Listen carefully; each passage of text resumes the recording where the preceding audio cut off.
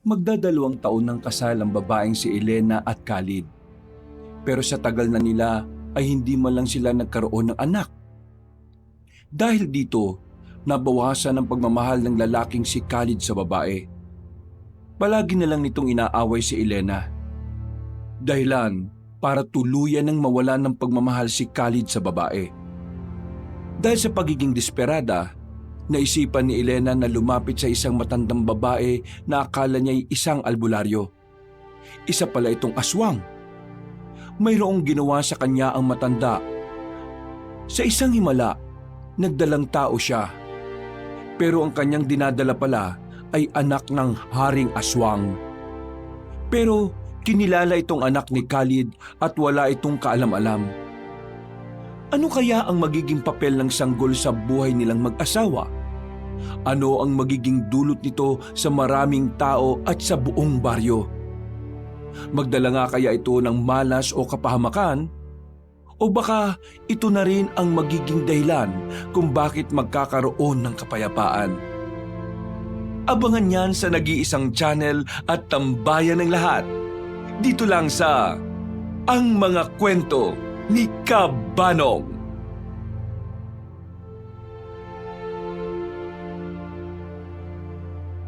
Ano? Wala pa rin anak tayo. Ako pagod na giling-giling kada gabi. Tapos wala pa rin buo. Ano ba problema, Elena? Bakit ba di tayo magkaanak? Ikaw ba, Baog? Grabe ka naman sa sinasabi mong baog. Hindi ko alam kung bakit. Malusog naman ang katawan ko. Lusog. Katawan mo lusog. Pero ba't di ka makabuo? Pambihira. 2 taon tayo kasal na. Pero hanggang ngayon, ako wala maharap na apo sa akin, mama. Ano ba talaga? Ikaw ba inom gamot para di ka buntis? Ikaw ba ayaw ako maging papa ng anak mo? Ano ba pinagsasabi mo? Umayos ka nga ng iniisip mo. Para kang siraulo eh. Ikaw sabi sa akin totoo. Bakit ikaw di magkaanak? Ikaw ba gusto sa iba lalaki maganak? Hindi ko alam. Bakit ba ang tigas-tigas ng bungo mo? Hindi ka makaintindi. Huwag kang mag-alala. Bukas na bukas din, manghihiram ako ng pera pampacheck up ko. Para malaman natin kung ako ba talaga ang may problema o ikaw. Wala ka, Shelby. Kapag ako, alam na ikaw may lalaki iba, di ko alam ano gagawin ko sa'yo. Wala akong lalaki. Ikaw lang naman itong tamang hinala eh. Ano ba, Khalid? Hindi mo na ba ako mahal? Bakit pinaghihinalaan mo na naman ako? Kasi ikaw lagi paganda. Dito ka lang sa bahay. Pero ikaw lagi gamit make-up. Siguro kapag ako wala, ikaw alis bahay. Nako, alam mo, hindi ko na kinakaya ang pagiging tamang hinala mo. Kapraningan na yan eh. Palibasa kasi gawain mo. Ano sabi mo? Wala, bingi ka. Oo, ako dati babaero. Pero nang ikaw makilala ko, ako nagbago. Pero ngayon, ako nagbago. Ako naman malas sa'yo. Anak lang gusto ko, di mo mabigay. Bakit ba ako na lang palaging sinisisi mo? Hindi mo ba naiisip na baka ikaw may problema sa ating dalawa?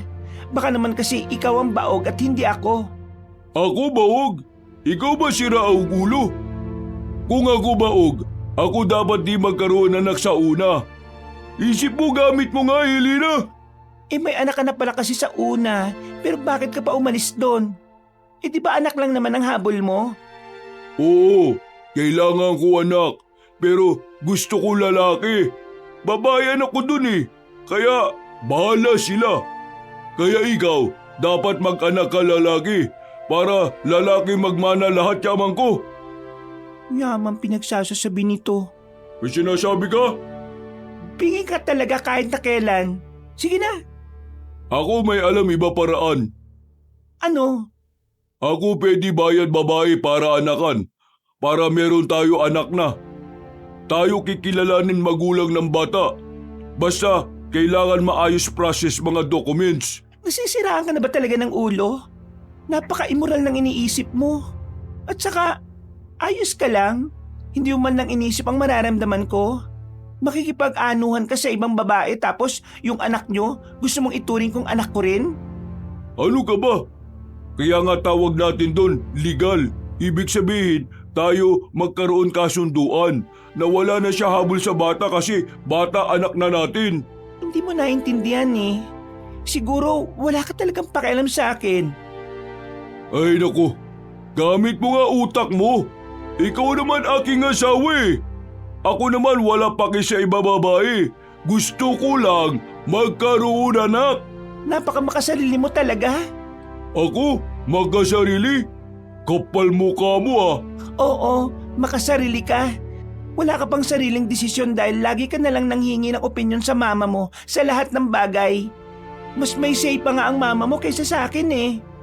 Ang laki-laki mong tao, wala kang bayag. Mama's boy na hindi kayang mabuhay ng walang Ay!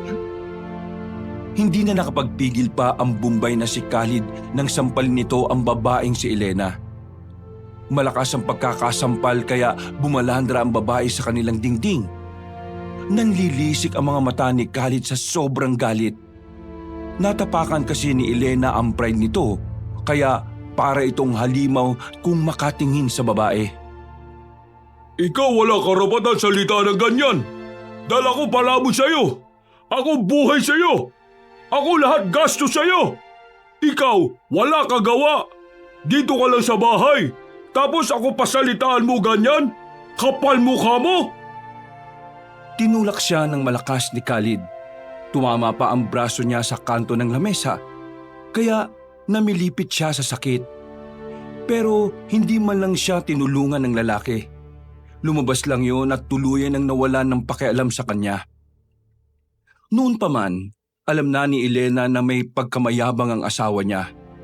Alam din niyang mama's boy ito noong nililigawan siya nito. Pero naniwala siya sa pangako ni Khalid na kapag naikasal na sila, sisimulan ng lalaki na magbago. Ang kaso, iba ang nangyari. Habang tumatagal, mas lalong lumalala ang ugali ng lalaki. Wala naman na siyang magawa. Kahit gusto niyang makipaghiwalay ay hindi siya makawala kaya ang ginagawa na lamang niya ay sinubukan niyang magkaroon ng anak kay Khalid. Kahit na ilang beses na silang nagtatalik pero wala namang nangyayari. Naiiyak na lamang ang babae habang nakaupo sa gilid ng lamesa. Pagtingin niya sa kanyang braso, nakita niya agad na nagkaroon doon ng pasa. Mas lalo lamang siyang naiyak. Hanggang sa ilang araw ang lumipas, tila naging normal na lang ang pananakit sa kanya ng asawang si Khalid. Tuwing magagalit ang lalaki, lagi siya nitong sinasaktan. Dahil nasanay na lang si Elena sa sistema, hinayaan na lamang niyang nagbago na ang kanyang asawa. Tarantado talaga yung asawa mong Bombay no? Physical abuse na yung ginagawa niya sa'yo eh. Gigil na gigil si Benedict, ang matalik na kaibigan ni Elena mula pa noong mga bata pa sila. Kababata niya ito. Sa lahat ng lalaki sa kanilang baryo, ito lang ang pinaka-pinagkakatiwalaan niya. Minsan, mas nagtitiwala pa siya rito kaysa sa asawa niyang si Khalid. Talaga naman kasing laging nandyan lang ang binata sa tuwing kailangan niya ng kausap. Lagi itong nakikinig sa kanya. Sa lahat ng problema niya sa buhay ay si Benedict ang lagi niyang kakwentuhan. Hindi niya kasi maaasahan si Khalid sa ganoong bagay. Kapag naglalabas siya ng problema sa kanyang asawa, sinasabi lang sa kanya na hayaan na lang. Halika, irereklamo natin yung Bombay na yan. Ang tapang-tapang kapag ikaw ang kaaway eh. Hayaan mo na lang. Anong hayaan? Baliw ka ba? Tingnan mo nga sarili mo oh. Ang dami mo ng pasa. Kahit itago mo, nakikita ko. Ayan oh, sa braso, sa hita, sa tuhod. Namamaga pa yung ibabang labi mo. Diyos ko naman oh. Hanggang kailan ka ba magpapakatangad dyan sa lalaking yan? Kasalanan ko rin naman eh. Hindi ko siya mabigyan ng anak. Hindi mo kasalanan na hindi kayo makabuo. Walang may gusto nun. Kung gusto niya ng anak, hiwalayan ka na niya at maghanap siya ng iba. Hindi yung ganyan. Lagi ka na lang may pasa sa katawan. Nangangayayat ka na rin oh. Hindi ko siya kayang mawala, Benedict. Kaya mo. Nanghihinayang ka lang sa tagal ng pagsasama nyo. Ayaw ko na lang ng gulo kaya hinahayaan ko na lang siya.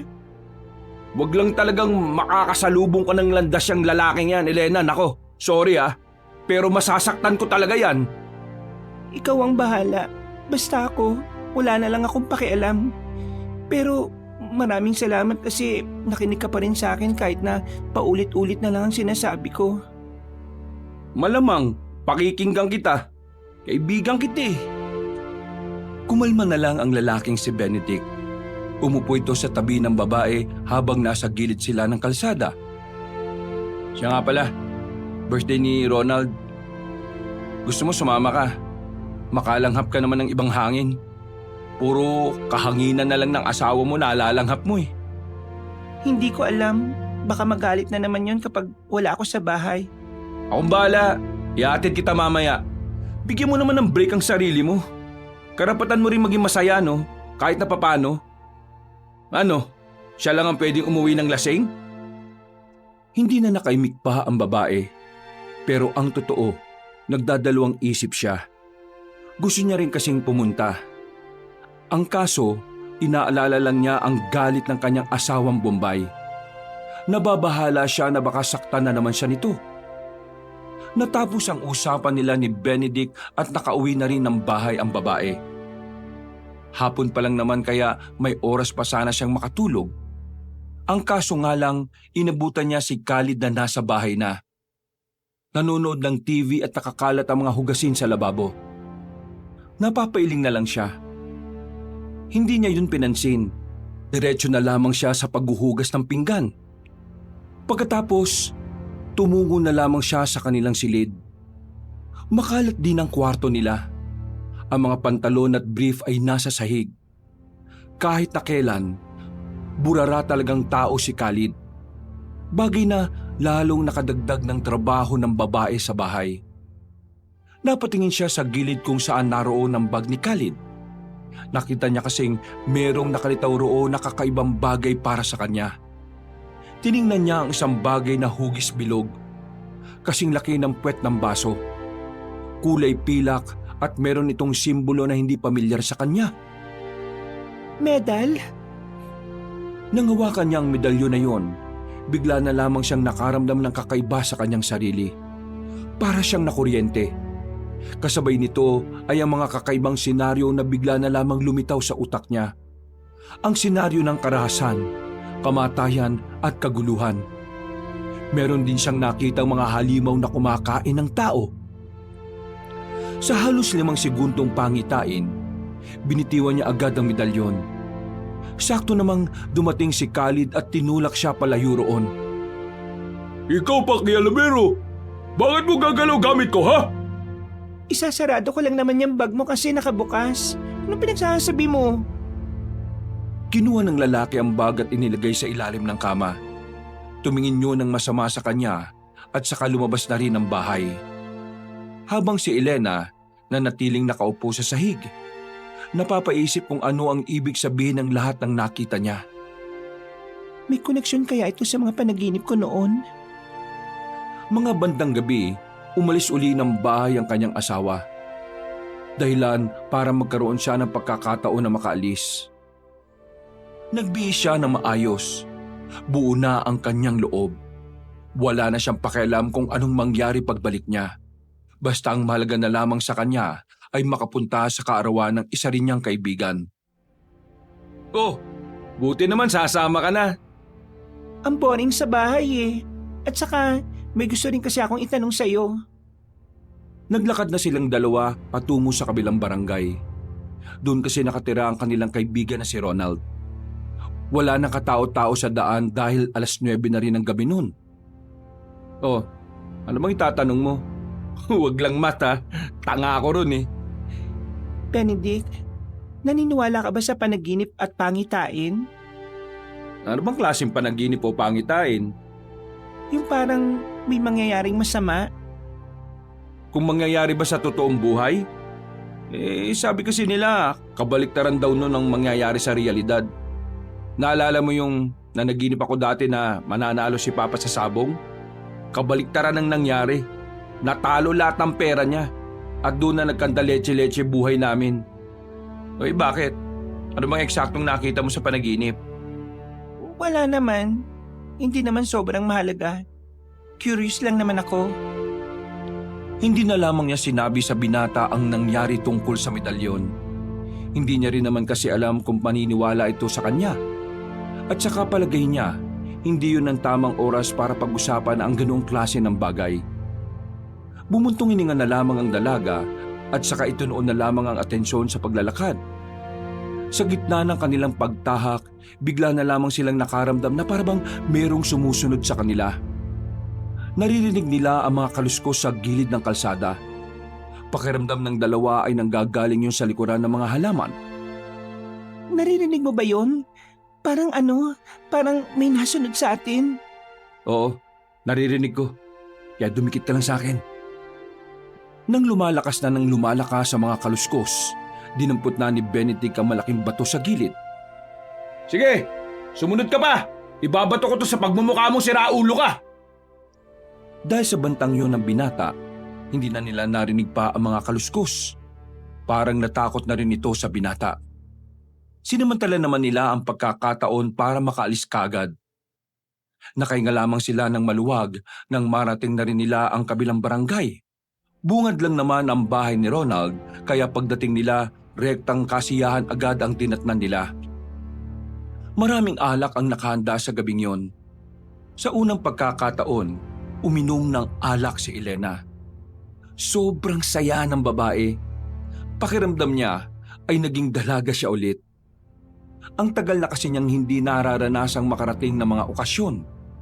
Palagi na lang kasi siyang nasa bahay. Makalipas lang ang halos 2 oras, tinamaan na rin si Elena. Saktong patapos na rin naman ang kasiyahan nila dahil nag-uwian na rin ang iba. Ano? Ihatid ko na kayong dalawa kasi baka hindi kayo sa bahay umuwi. Baka sa bahay na walang kusina. Ha? Anong pinagsasabi mo? Ano pa? Di motel. Siraulo ka ba? Pwede rin naman. Doon na lang tayo umuwi, Benedict. Wala naman akong sariling bahay eh. O di ba? Gusto rin ni Kumare? Siraulo, kasal ka na no? Baka mamaya magka-issue pa. Nagsimula na lamang silang maglakad. Wala na silang masakyan na tricycle dahil alanganing oras na rin nun.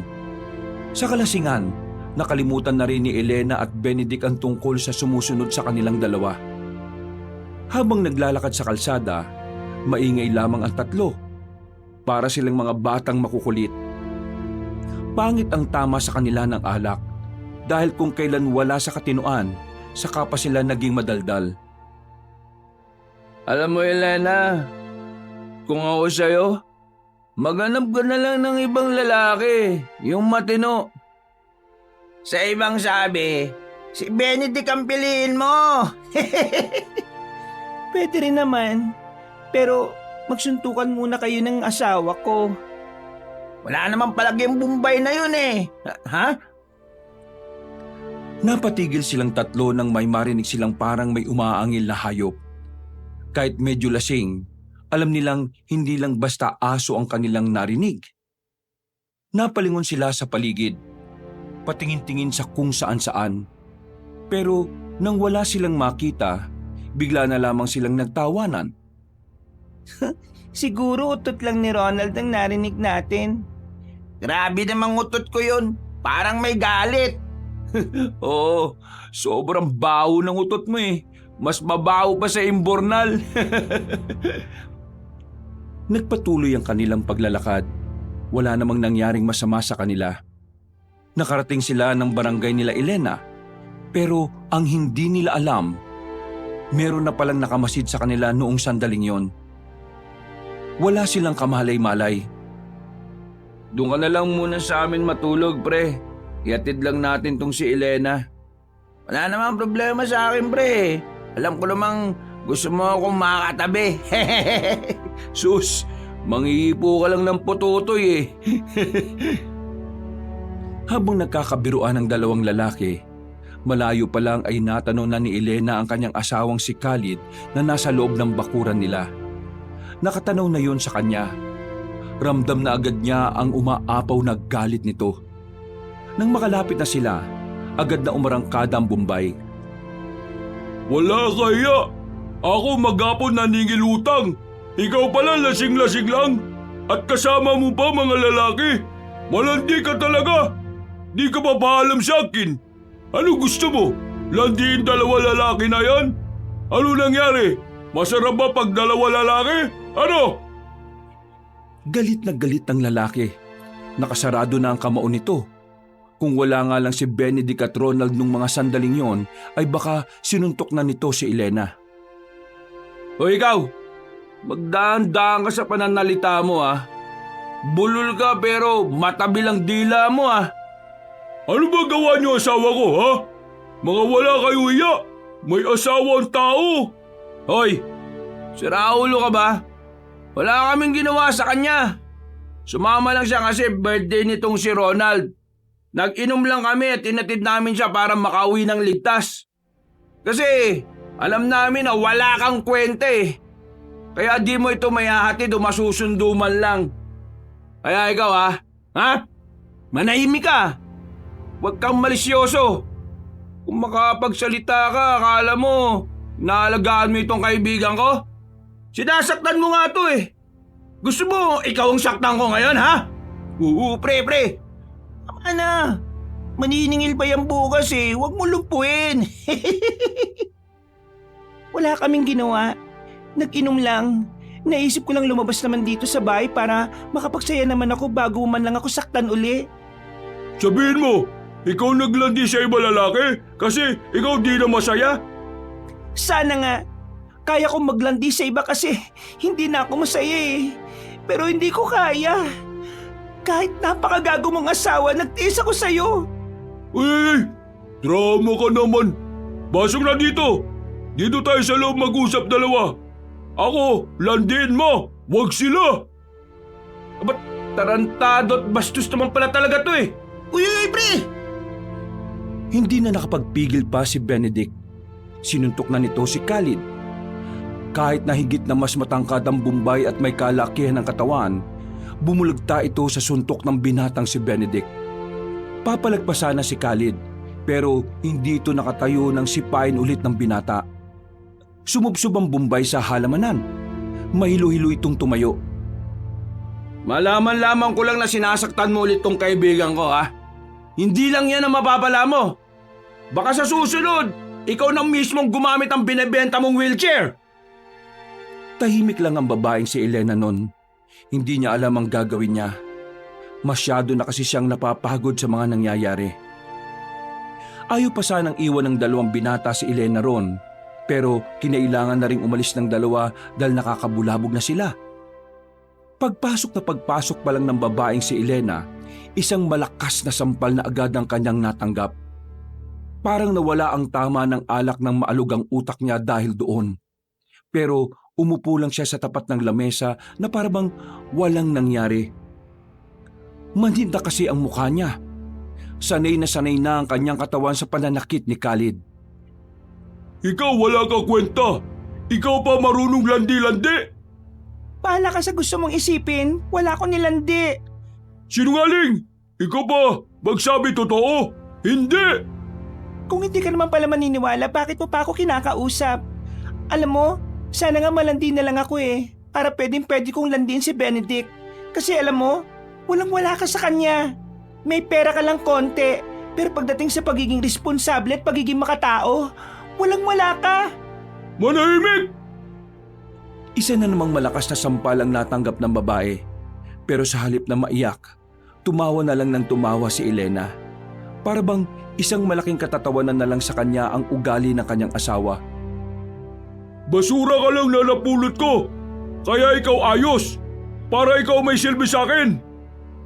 Sige lang, saktan mo lang ako. Kapag ako napuno sa'yo, ipapaalala ko sa'yo na dayuhan ka lang sa bansang ito. Na lahat ng nasa paligid mo rito, mga Pilipino na pwede ko makakampi kapag nagsumbong ako sa kanila. Tila kinabahan ng lalaking si Khalid sa sinabi ni Elena. Lumabas na lang ito ng bahay at naiwan na namang mag-isa ang babae. Humarap na lamang siya sa salamin at saka napangiti ng papilit. Kinakarma na ba ako sa buhay dahil mas pinili ko siya kaysa sa pamilya ko? Umiling-iling si Elena at nagtungo na lamang sa sala. Sa sofa na lamang siya natulog. Kinabukasan, kahit na masakit pa ang ulo at ang mukha, nilinis niya ang buong bahay. Pagkatapos, babiyahe siya patungong bayan para mamili ng karneng gagawin nilang imbak. Paglabas niya, kinuha niya ang payong sa gilid. Napansin niya kasing makulimlim ang ulap. Anumang oras ay maaaring bumagsak ang malakas na ulan. Papunta na siya ng terminal nang makasabay niya si Benedict na parang kagigising lang. O Elena, Benedict, ang aga mo yata. pupuntahan talaga kasi kita eh. Gusto ko sanang humingi ng paumanhin kagabi. Pero hindi ko talaga pinagsisihan yung ginawa ko. Sira ulo asawa mo eh. Ayos lang yun, wala namang problema. Dapat pa nga ako magpasalamat sa iyo eh. Saan ka ba pupunta? Gusto mo bang samahan na kita? Mukhang mamamalengke ka yata ah. Oo, mamamalengke ako. Himalang nag-iwan ng pera yung asawa kong bumpay na sira ulo eh. Pero wag na, ako na lang. Ayaw ko rin naman na magkaroon pa tayo ng issue. Iniisip ko lang ang image mo, no? Kaya ko naman. Sigurado ka ba? Oo naman. O sige na, lalakad na ako. Umuwi na lamang si Elena. Naglakad na siya patungo sa terminal. Pero bago siya makasakay ng tricycle, naramdaman niyang tila merong nakamasid sa kanya.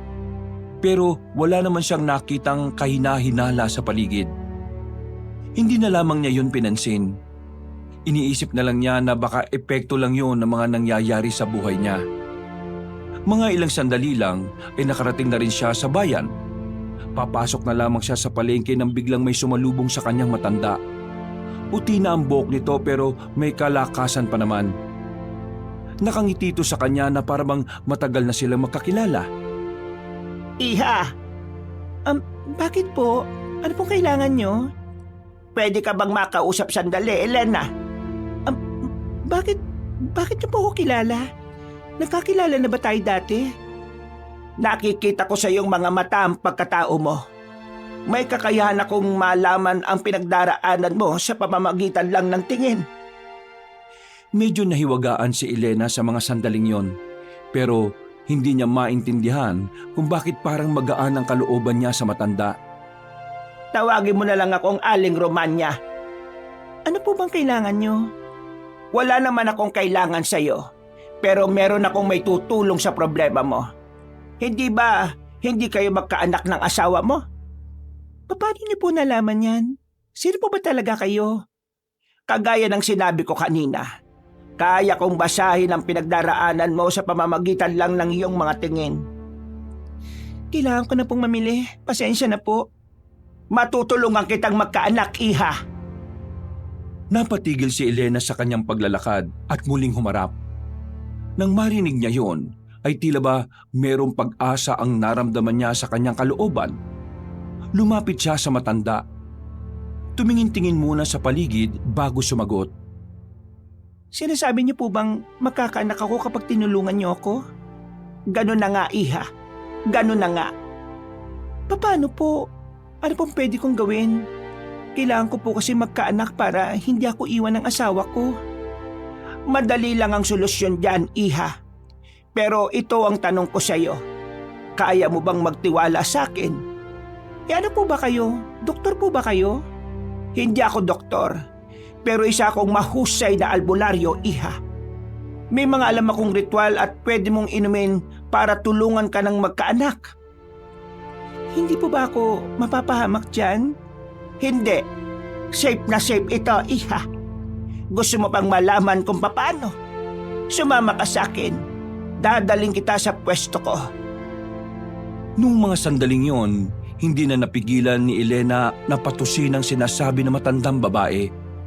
Marahil dahil sa pagiging inspirado niya, hindi na niya naisip kung ano ang pwedeng mangyari sa kanya. Kaunting lakad lang, nakarating na rin sila sa isang iskinita na medyo masikip. Sa dulo nito ay naroon ang parang barong-barong na bahay. Pinagtagpig-tagping yero lang ang nagsisilbing dingding. Pasensya ka na, Iha. Ganito lang kasi ang bahay ko. Ayos lang naman. Hindi naman po ako maarting tao eh. Pinaupo siya ng matandang si Romanya sa gilid. Meron agad itong inilabas na isang botelya. May laman itong kulay puting likido na malapot. Pinakita pa nito kay Elena ang bote na yon. Marami na ang sumubok nito. At lahat sila, matapos lang nilang makipagtalik sa mga asawa nila, nagkaroon na rin sila ng anak. Pero para mas maging mabisa ito, kailangan ko rin munang magsagawa ng ritual. Gusto mo bang simulan na natin? Teka po, paano naman po ang bayad nito? Wala po akong dalang pera na sobra. Hindi naman problema sa akin yan. Donation lang naman ang kailangan ko. Pero dahil wala ka naman dala ngayon, ayos lang din naman. Saka mo na lang ako bigyan kapag nagkita tayo ulit. Sigurado po ba kayo? Hindi pa kayo malulugi? Hindi naman siguro. Kasi pakiramdam ko ito naman talaga ang utos ng Diyos sa akin. Napalunok ng laway ang babaeng si Elena. Nag-aalangan siya nung mga sandaling yun. Pero kapag naiisip niyang magkakaanak na siya, nagsasarado na ang kanyang utak. Bumubukas lamang ito sa kaisipan na kapag nagkaanak na siya, magbabago na ang trato ni Khalid sa kanya. Pinutulan ni Elena ang inaalok na matandang babae. Mga ilang sandali lang ay inihiga na rin siya sa ibabaw ng lamesa. Inutusan siyang pumikit. Hindi nagtagal, narinig na lang niyang tila nagriritual na si Aling Romanya. Halos 1 oras din yun. Munti ka na ngang makatulog si Elena sa sobrang tagal. Nang matapos, tinapik na siya na matanda sa balikat. Bumangon siya at binigay na sa kanya ang botelya na may laman sa loob na kulay puti. Inumin mo yan, Iha. Ubusin mo. Ang likidong yan ay may kakayahang maghilom ng mga depresya natin sa matres o sa iba pang parte ng ating pagkababae. Ininom ni Elena ang likidong yun. Wala naman itong lasa at wala rin namang amoy. Parang wala lang ding nangyari. Normal pa rin ang pakiramdam niya. Pag uwi mo, kailangan makipagtali ka kagad sa asawa mo. Siguradong makalipas lang ang ilang araw, malalaman mong buntis ka na. Sa hindi malamang dahilan, may kung anong saya at pagkasabik ang naramdaman ni Elena. Naiisip pa lang niya na magluluwal siya ng bata, sobrang saya na ng kanyang kalooban. Pagkatapos niya roon, ay agad na siyang bumalik sa palengke. Masigla ang dalaga. Masaya siyang namalengke at hanggang sa makauwi na siya sa kanila, dala-dala niya pa rin ang kaligayahan na yon. Mabilis na lumipas ang mga oras at sumapit na rin ang gabi. Tapos na rin makapagluto ng pagkain ng babae. Kaya naman, inihanda na niya ang kanyang alindog. Pagpasok ng Bombay sa sala, sinalubong na niya ito kaagad. Nakasuot siya ng manipis at pang-sexy. Ang barumbadong Bombay ay agad na bumigay sa babaeng si Elena. Noong gabing yon, merong nangyari sa kanilang dalawa. Natupad ang plano ni Elena. Natapos ang digmaan sa ibabaw ng kama nang may ngiti sa kanyang mukha. Kakaiba ang gabing yon para sa kanya dahil walang nangyaring sakitan. Mula nang mangyari yon, nagbilang na ng araw ang babae. 1 buwan at kalahati ang makalipas, nalaman na nilang buntis na siya. Tuwang-tuwa si Khalid para itong nanalo sa loto. Mas lalo pa itong natuwa nang makalipas na ang 6 na buwan. Dito na nila nalaman na lalaki ang magiging anak nila. Ang dating barumbado na si Khalid naging maalaga bigla kay Elena. Naging malambing at hindi na ito nananakit kahit na kailan. Masaya si Elena dahil tila bumalik na ang dati nilang samahan. Mahal ko, ako singil lang utang ha. Ikaw dito muna. Huwag ka muna masyado galaw-galaw. Ako bahala mamaya. O sige, mag-iingat ka. Napangiti na lamang ang babae nang tingnan niyang papaalis ang kanyang asawa. Pero nawala ang ngiti niya nang makita na naman niya sa labas ng kanilang bakuran ang matandang lalaki. Ilang araw na kasi niyang nakikitang pabalik-balik yun. At kapag nasa bakuran naman siya, nakatingin sa tiyan niya ang matanda at sabay mapapailing. Medyo kinakabahan na si Elena ng mga sandaling yon dahil pakiramdam niya, inaaswang siya kahit natirik ang araw. Dahil buntis, ang dami-dami na niyang naiisip. Isa na nga rito ay ang tungkol sa mga aswang. Dahil hindi na siya komportable, tinawag niya si Benedict at pinapunta sa kanilang bahay. Agad namang nakarating ang lalaki dahil wala naman ang Bombay roon. Oh, bakit? Anong problema? Nakita mo ba yung matanda kanina sa labas? Yung nakatayo sa gilid? Oo, yun nga. Ay, nawala na. Nakita ko yun. Sino ba yun? Hindi ko nga rin alam eh. Nung nakaraan ko pa siya nakikita ditong pabalik-balik. Iniisip ko nga na baka aswang siya. Hindi naman siguro. Maliwanag pa eh. Pero para makasigurado tayo, aalamin ko kung sino yung matandang yon. Sige, maraming salamat ha. Nakahinga na ng maluwag ang babae. Napaplos na lamang siya sa kanyang tiyan.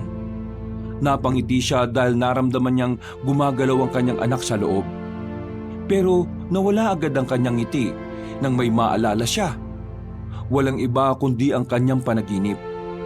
Nanaginip kasi siya nung nakaraan na kinuha raw ng mga halimaw ang kanyang anak. Napapailing na lamang siya. Iniisip na lang niya na kabaliktaran ang mangyayari gaya ng sinasabi ni Benedict sa kanya. Ilang buwan pa ang nakalipas, tuluyan na ngang naisilang ng babae ang kanyang anak. Sobrang saya nila ni Khalid nung araw na yon.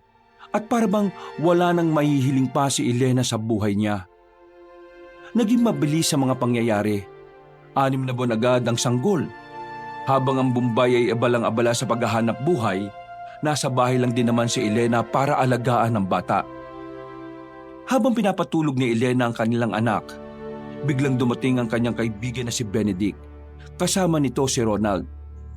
Oh, napadaan kayo. Kasi alam na namin kung sino yung matandang pinapatanong mo sa amin. Diyos ko, mag-iisang taon na yun eh. Talagang hindi niyo tinigilan? Tinigilan ko na. Pero kasi kaninang tanghali nakita namin ni Ronald. At ito palang si Ronald kilala niya yung matandang yon. Elena, hindi aswang si Mang Tolits. Isa siyang albularyo na kakilala ng tiyahin ko. Magaling na albularyo yun sa amin. Albularyo? Bakit ganun siya makatingin sa tiyan ko noon? Di ba kapag daw ganun ng isang tao aswang daw? Baka naman kasi may ibang dahilan. Huwag ka mag-alala, Elena. Kapag nakausap ko si Tia, ipapatanong ko kung bakit niya tinitingnan ng tiyan mo. Sige, maraming salamat talaga. Pero Elena, wala ka bang ibang nararamdaman dito sa bahay niyo nung nagbubuntis ka? Yung totoo? Ay wag. Yung kasinungalingan ang gusto namin. Hindi, joke lang. Nung 6 na buwan ng tiyan ko, may mga nararamdaman ako sa palibot ng bahay namin. Nung una akala ko'y guni-guni ko lang, pero paulit-ulit na nangyayari yon. Isang beses nga, may mga nakita kong anino sa labas. Parang mga anino sila ng mga lalaki. Hindi ko alam kung aswang sila o ano. Pero wala naman silang ginagawa masama sa akin. Parang nakabantay lang sila. O kaya parang nakatayo lang talaga. Nako, siguro dapat itanong ko rin yan kay Mang Tolits. Baka kailangan mo ng pabinyagan ng anak mo. Baka nilalapitan na yan ng masasamang elemento ha. Baka nga siguro. Dahil sa suwestyon ni Benedict, 1 buwan makalipas, pinabinyagan nga ng mag-asawang Khalid at Elena ang sanggol. Dahil dito, inakala nilang hindi na nga dadalawin ng kung ano-anong elemento ang anak nilang si Gigi. Isang gabi, nasa sala ang babaeng si Elena para sana magwalis lang. Nasa gilid naman ng kanyang anak na nasa kuna. Habang abala siya sa pagwawalis, nakita niyang biglang nakatayo ng maayos ang bata. Natutuwa siya dahil iniisip niya na baka maagang matutong maglakad ang kanyang anak. Pero nagtaka siya nang makita niyang nakatingin ang kanyang anak sa labas.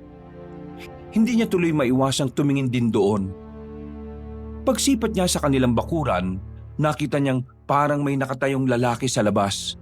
Hindi isa, kundi 4 na lalaking nakasuot ng kulay itim. At sa hindi malamang dahilan, hindi niya maaninag ang mga mukha ng mga yon. Kinuha niya ang kanyang anak at saka pumasok sa silid nila ni Khalid. Nasa kasagsagan na ng tulog ang lalaki pero kailangan niya itong gisingin. Uy, Khalid, gising. Gising ka muna. Oh, ano ba problema? Ako pagod. Ako babahinga. Gising-gising ka pa. May mga lalaki sa labas, sa bakuran. Hindi ko sila kilala. Sa pag-aakala ni Khalid na baka yun nga ang mga pinagkakautangan niya, dali-dali siyang napabangon. May kinuha itong itak sa ilalim ng kama at sabay silang lumabas ni Elena. Pagpunta nila sa sala, wala naman silang nakitang kung ano roon. Ako ba loko mo? Wala naman eh. Nakita ko talaga kanina, nandiyan sila sa bakuran. Elena, ikaw ba praning? Wala naman eh. Pambihira oh. Ako babahinga na. Ikaw din pahinga na. Kung ano-ano kikita mo eh. Patulugin mo na Gigi natin. Sige na. Napabuntong hininga na lamang si Elena ng mga sandaling yon. Lumabas pa siya ng bakuran para lang tingnan kung nasaan na ang mga lalaki. Pero naglaho na talaga ang mga yon. Sa mga sumunod pang araw, hindi na mapakali ang kalooban ni Elena. Naisipan na niyang ipabantay muna ang anak niya sa 2 binatang si Benedict at Ronald. Total, ninong naman ang 2 ito ng bata. Pinuntahan niya ang tirahan ni Aling Romanya sa bayan. Pero sa kasamaang palad, wala na roon na matanda. Ang sabi ng mga taga roon, hindi naman pala talaga taga roon na matanda. Ni wala ngang nakakakilala rito kahit na isa. Paano ko malalaman kung aswang ang mga yon o hindi? Kainis naman oh. Dismayadong sumakay na lamang ng tricycle si Elena. At habang nasa biyahe, bigla niyang naalala ang mga kakaibang katangian na tinataglay ng anak nilang si Gigi. Unang-una narito ay ang minsang pagtingin ng bata sa labas ng bakuran.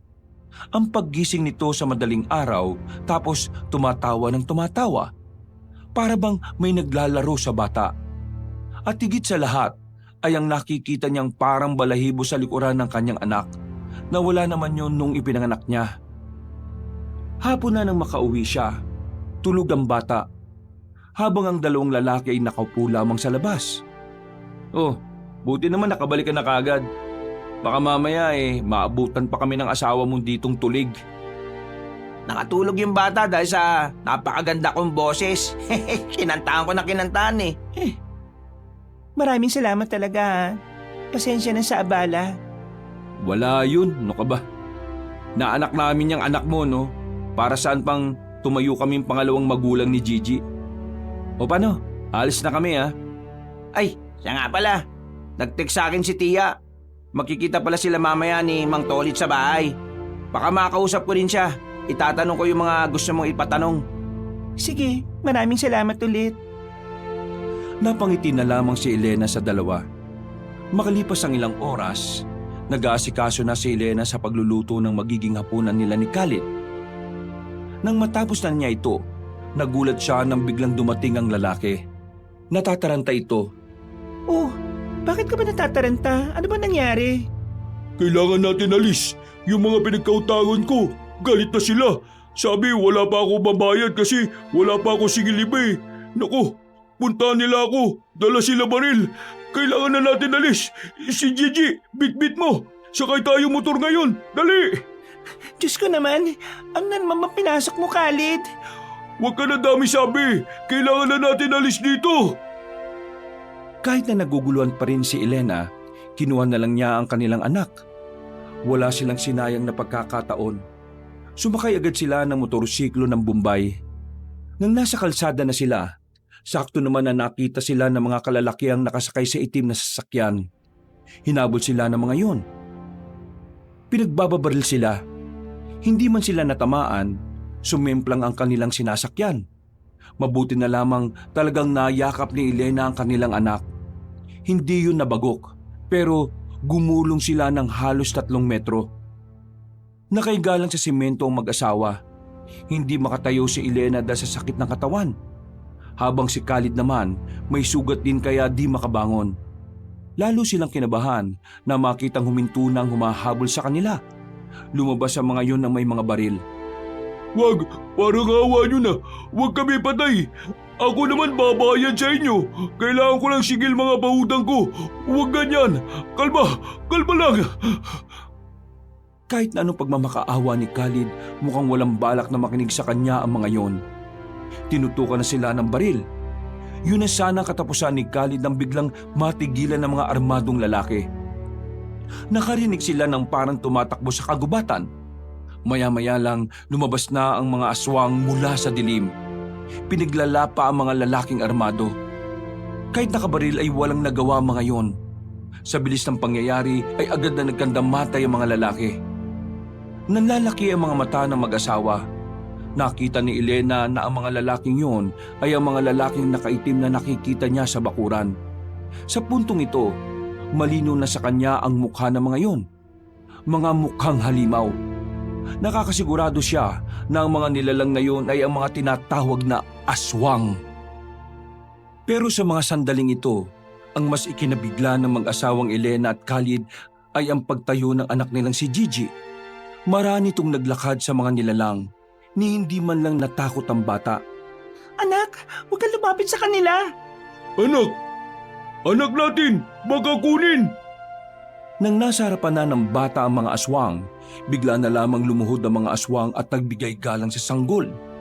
Narinig pa nilang mag-asawa na tumawa ang batang si Gigi. Mga ilang sandali lang, umalis na rin ang mga aswang. Gumapang na lamang ang kanilang anak patungo sa kanila. Maya-maya pa, pinilit ni Khalid na makatayo. Naitayo na rin ito ang motorsiklo niya. Tinulungan itong makabangon si Elena. Nang bitbit na nila ang batang si Gigi, sandali pa nilang niningon ang mga bangkay ng mga armado. Parang babaliktad ng sikmura ni Elena habang tinitingnan ng kalunos-lunos na sinapit ng mga yon. Tayo na alis dito, dali! Pinarurot na ni Khalid ang kanyang motor. Nakabalik sila ng kanilang bahay na walang nakakaalam sa nangyari. Masakit pa rin ang katawan ni Elena, pero nakakatayo na rin ito. Sadyang nahihirapan lang gumalaw. Kasalanan mo ito. Kung hindi ka umutang sa kanila ng ganun kalaki, walang ganito. Ang utang ko sa kanila, ang gamit ko sa pagpapautang sa iba. Di ko naman waldas pera sa walang kwenta. Kaya huwag ka maingay dyan. Pero inilagay mo pa rin ang buhay ng mag-ina mo sa peligro. Nakita mo naman ang nangyari. Munti ka na kami. Tapos ngayon, pinatayo yung mga lalaking yon. Paano kung may makaalam na nandun tayo? Paano kung tayo ang pagbintangan na pumatay sa kanila? Nag-iisip ka ba? Ang mahalaga, wala na sisingil sa akin. Wala na peligro. Wala naman nakakaalam kaya ligtas tayo. At di naman tayo patay sa kanila, yung mga halimaw. Ano tawag dun? Aswang? Sila ang patay sa kanila. Teka, saan ba galing mga aswang na yun? Bakit ito anak natin di tagod sa kanila? Bakit sila luhod? Hindi ko alam. Bakit ako tinatanong mo? Basta, wala na tayo problema. Basta huwag ka lang ingay sa nangyari. Hindi na lamang nagsalita pa ang babaeng si Elena. Napatingin na lamang siya sa kanilang anak na nasa kuna. Napaisip din si Elena kung bakit hindi sinaktan ng mga aswang ang bata. Sa halip, lumuhod pa ang mga yon sa sanggol. Sa isip-isip ni Elena, may kakaiba nga talaga sa kanyang anak. Kaya naisipan niya na ipatingin na ito sa albularyo. Kinabukasan, umalis na naman ng bahay si Khalid. Natakot ito dahil biglang kumalat sa buong barangay ang nangyari. Usap-usapan ng mga bangkay ng mga armadong lalaki na natagpuan sa daan. Ang hinala ng iba, may mga kinalaman sa iligal na droga mga yon. Pero alam ni Elena ang tunay na nangyari kaya maging siya ay kinakabahan din. Wala talagang bayag yung asawa mo kahit kailan no? Kung kailan kailangan mo siya, saka naman siya mawawala ngayon. Maniningil lang siya. Kailangan niya magtrabaho. Pinagtatanggol mo pa. Huwag ka na nga magbulag-bulagan. Dumalo na naman ang dalawang binata sa kanyang bahay. Hindi na napigilan ni Elena ang sarili at pinaalam na rin niya ang tungkol sa mga nangyari. Di totoo ngang may aswang. Teka, seryoso ba yung sinabi mong pinatay na mga aswang yung mga armado? Bakit naman? Hindi ko rin alam eh. Tapos hindi nila sinaktan si Gigi? Lumuhod pa sa harapan ng bata? Ang tanong diyan, si Gigi ba ang niluhuran o si Elena? Bakit ako? Pwede rin kasing anggulo na may nakakagusto sa iyong aswang. Posible naman. Nagtindigan ang balahibo ni Elena sa ideyang yon. Mas lalo siyang kinabahan. Anong nangyari sa pag-uusap niyo ng albularyo, Ronald? Hindi niya sinasabi sa akin eh. Ang sabi niya, ngayong araw pupuntahan ka niya. Gusto kanyang makausap ng personal.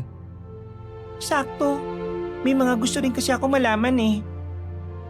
Sinamahan ng dalawang binata ang babaeng si Elena sa bahay noong hapon na yon.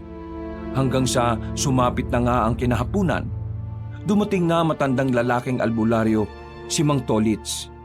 Nakita nila yon sa tapat ng bahay. Agad naman itong nilapitan ni Ronald para papasukin. Paglapit pa lang ng albularyo, umiyak na kagad ang bata na nasa kuna. Nilapitan naman yon ni Elena para patahanin. Tumahan naman ito, pero nakatingin ito kay Mang Tolits. Mang Tolits, siya yung sinasabi ko sa inyo. Kilala ko siya. Kilala niyo ako? Ikaw ang babaeng lumapit kay Romanya, ang peking albularyo. Kilala niyo siya? At anong sinabi niyo? Peking albularyo? Kilala ko si Romanya. Alam mo kung bakit? Dahil ang matandang yon ay isang aswang. Isa siya sa mga matagal ko nang hinahanap. Nang marinig yun ni Elena, ay bigla na lamang nanlamig ang kanyang magkabilang palad. Nanginig ang kanyang mga kamay. Hindi mo alam ala? Kaya naniwala ka sa kanya na sa pamamagitan ng ininom mo ay magkakaanak kayo ng asawa mo. Pero alam mo kung ano talaga ang totoo, iha? Totoo na alin? Ang ininom mo ay hindi para magkaroon kayo ng anak, kundi para ilagay sa iyo ang anak ng hari ng mga aswang. Sandali. Ano bang sinasabi niyo? Ipaliwanag niyo nga ng maayos para naman naiintindihan ni Elena. Ang mga aswang ay naghahanap ng isang babae na may problema sa pagkakaroon ng anak. Yun ay para mabuo ang prinsipe ng mga aswang. Ang pinainom sa iyo ay isang likido na may halo ng dugo ng hari ng mga aswang. Kailangan nila ng sinapupunan ng isang tao. Dahil ang aswang na may kalahating tao ay may tuturing na pinakamalakas na uri ng aswang. At ang mas masaklap pa, anak pa ng hari ng mga aswang ang ipinadala at isinilang mo. Isa lang ang ibig nitong sabihin. Hindi mo anak ang sanggol na yan sa asawa mo. Yan ay anak mo sa hari ng mga aswang. Hindi totoo yan. Hindi totoo ang mga sinasabi mo. Baka ikaw ang aswang. Ang dahilan kung bakit minamanmanan kita noon ay dahil inaalam ko kung may mangyayaring masama sa'yo. Hindi kasi biro na dalhin mo ang isang sanggol na aswang. Kadalasan, namamatay ang ina. Pero kakaiba ka dahil kinaya mo hanggang 9 na buwan. Ayoko na marinig ang mga sinasabi niyo.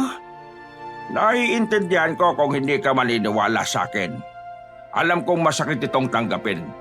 Pero iha, ito talaga ang totoo. Isang araw o gabi, darating ang mga aswang dito para sunduin ang batang yan. Kapag kapilugan na ng buwan, babalikan nila ang anak mo at wala kang magagawa roon. Siya ang prinsipe ng mga aswang. Isa siyang aswang.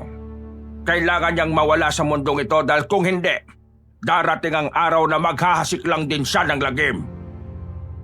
Nilapitan ni Elena ang kanyang anak. Bubuhati na sana niya ang bata nang makita niyang tila dumadami ang buhok sa bandang likuran nito. Humaba rin ang kuko ng bata ng 1 pulgada. At ang mga mata ng bata ay parang namumula. Iyak lang yun ng iyak. Nakatingin pa rin sa albularyo. Ang Tolits, seryoso ba kayo? Tingnan niyo kasi yung bata kawawa naman. Nandito ako hindi para manggulo. Wala akong intensyon na gumawa-gawa lang ng kwento.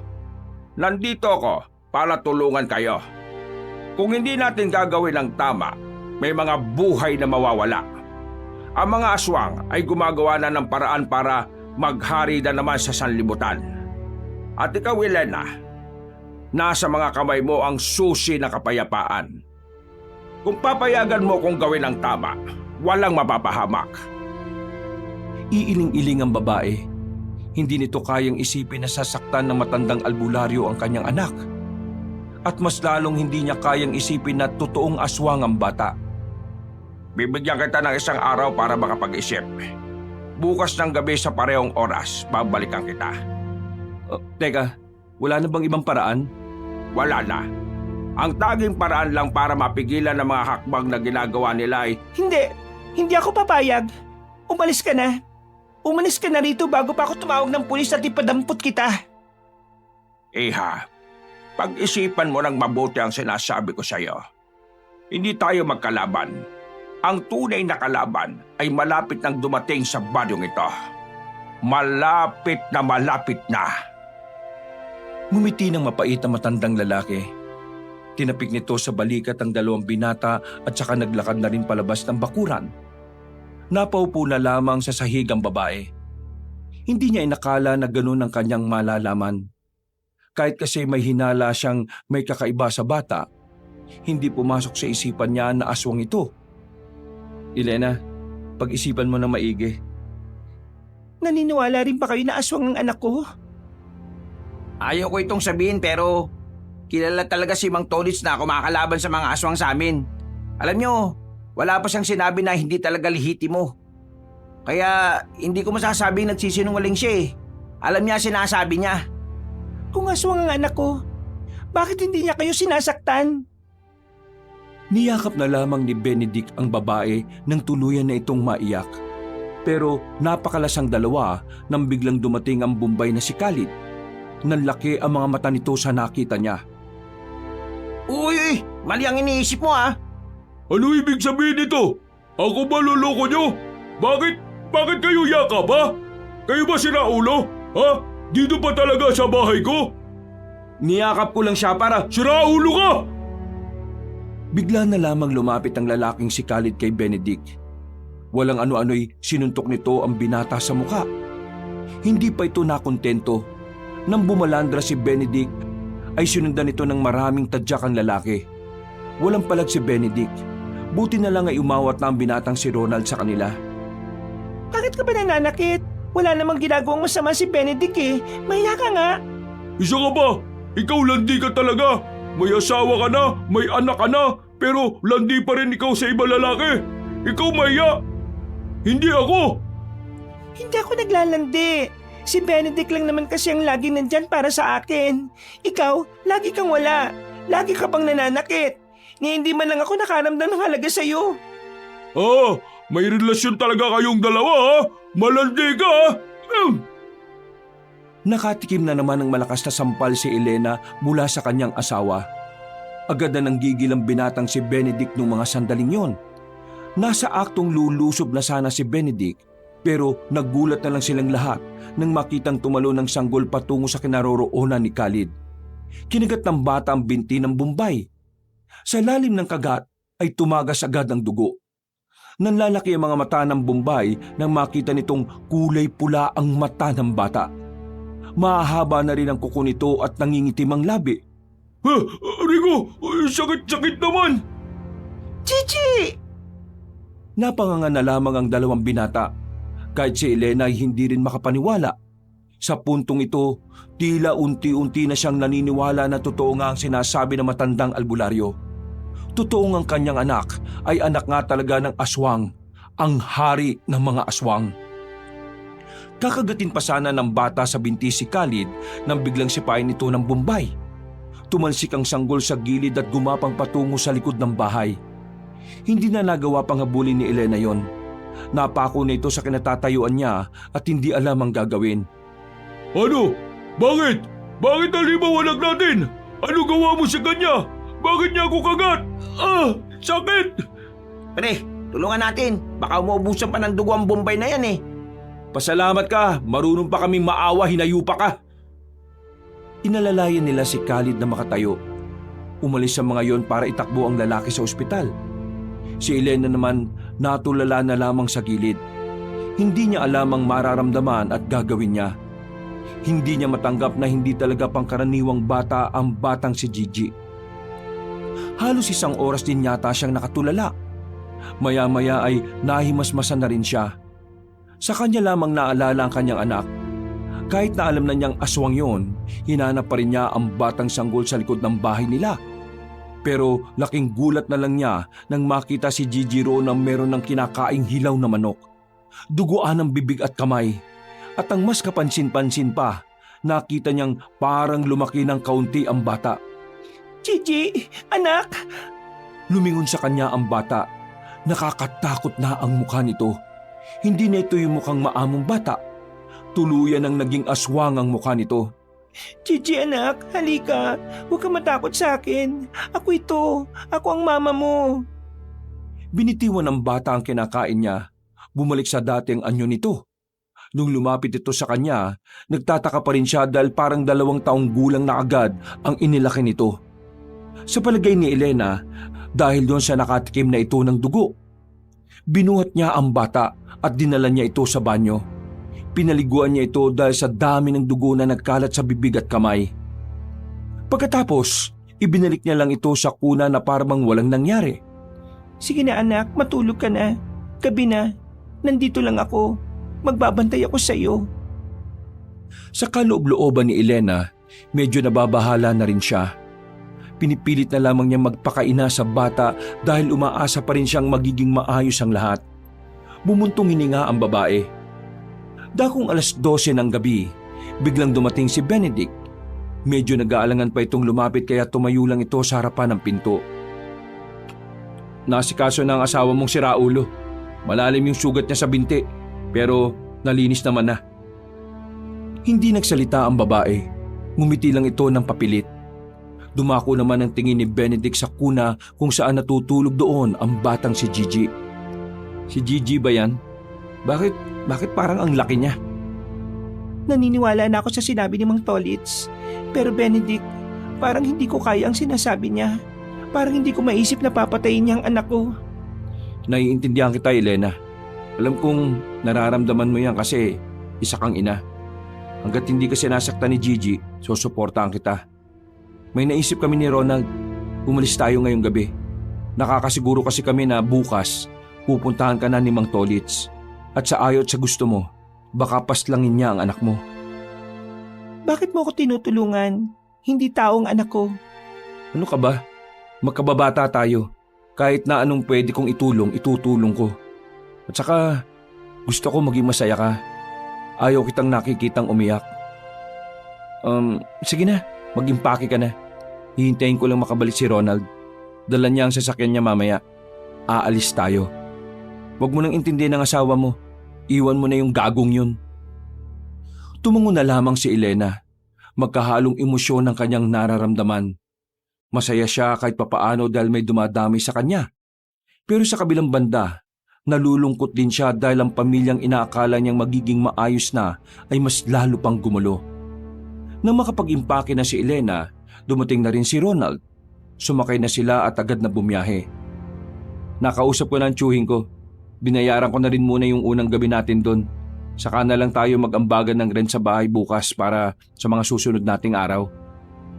Alam kong may mga kanya-kanya kayong pinagkakaabalahan, kaya pasensya na kung naaabala ko kayo. Wala naman yun.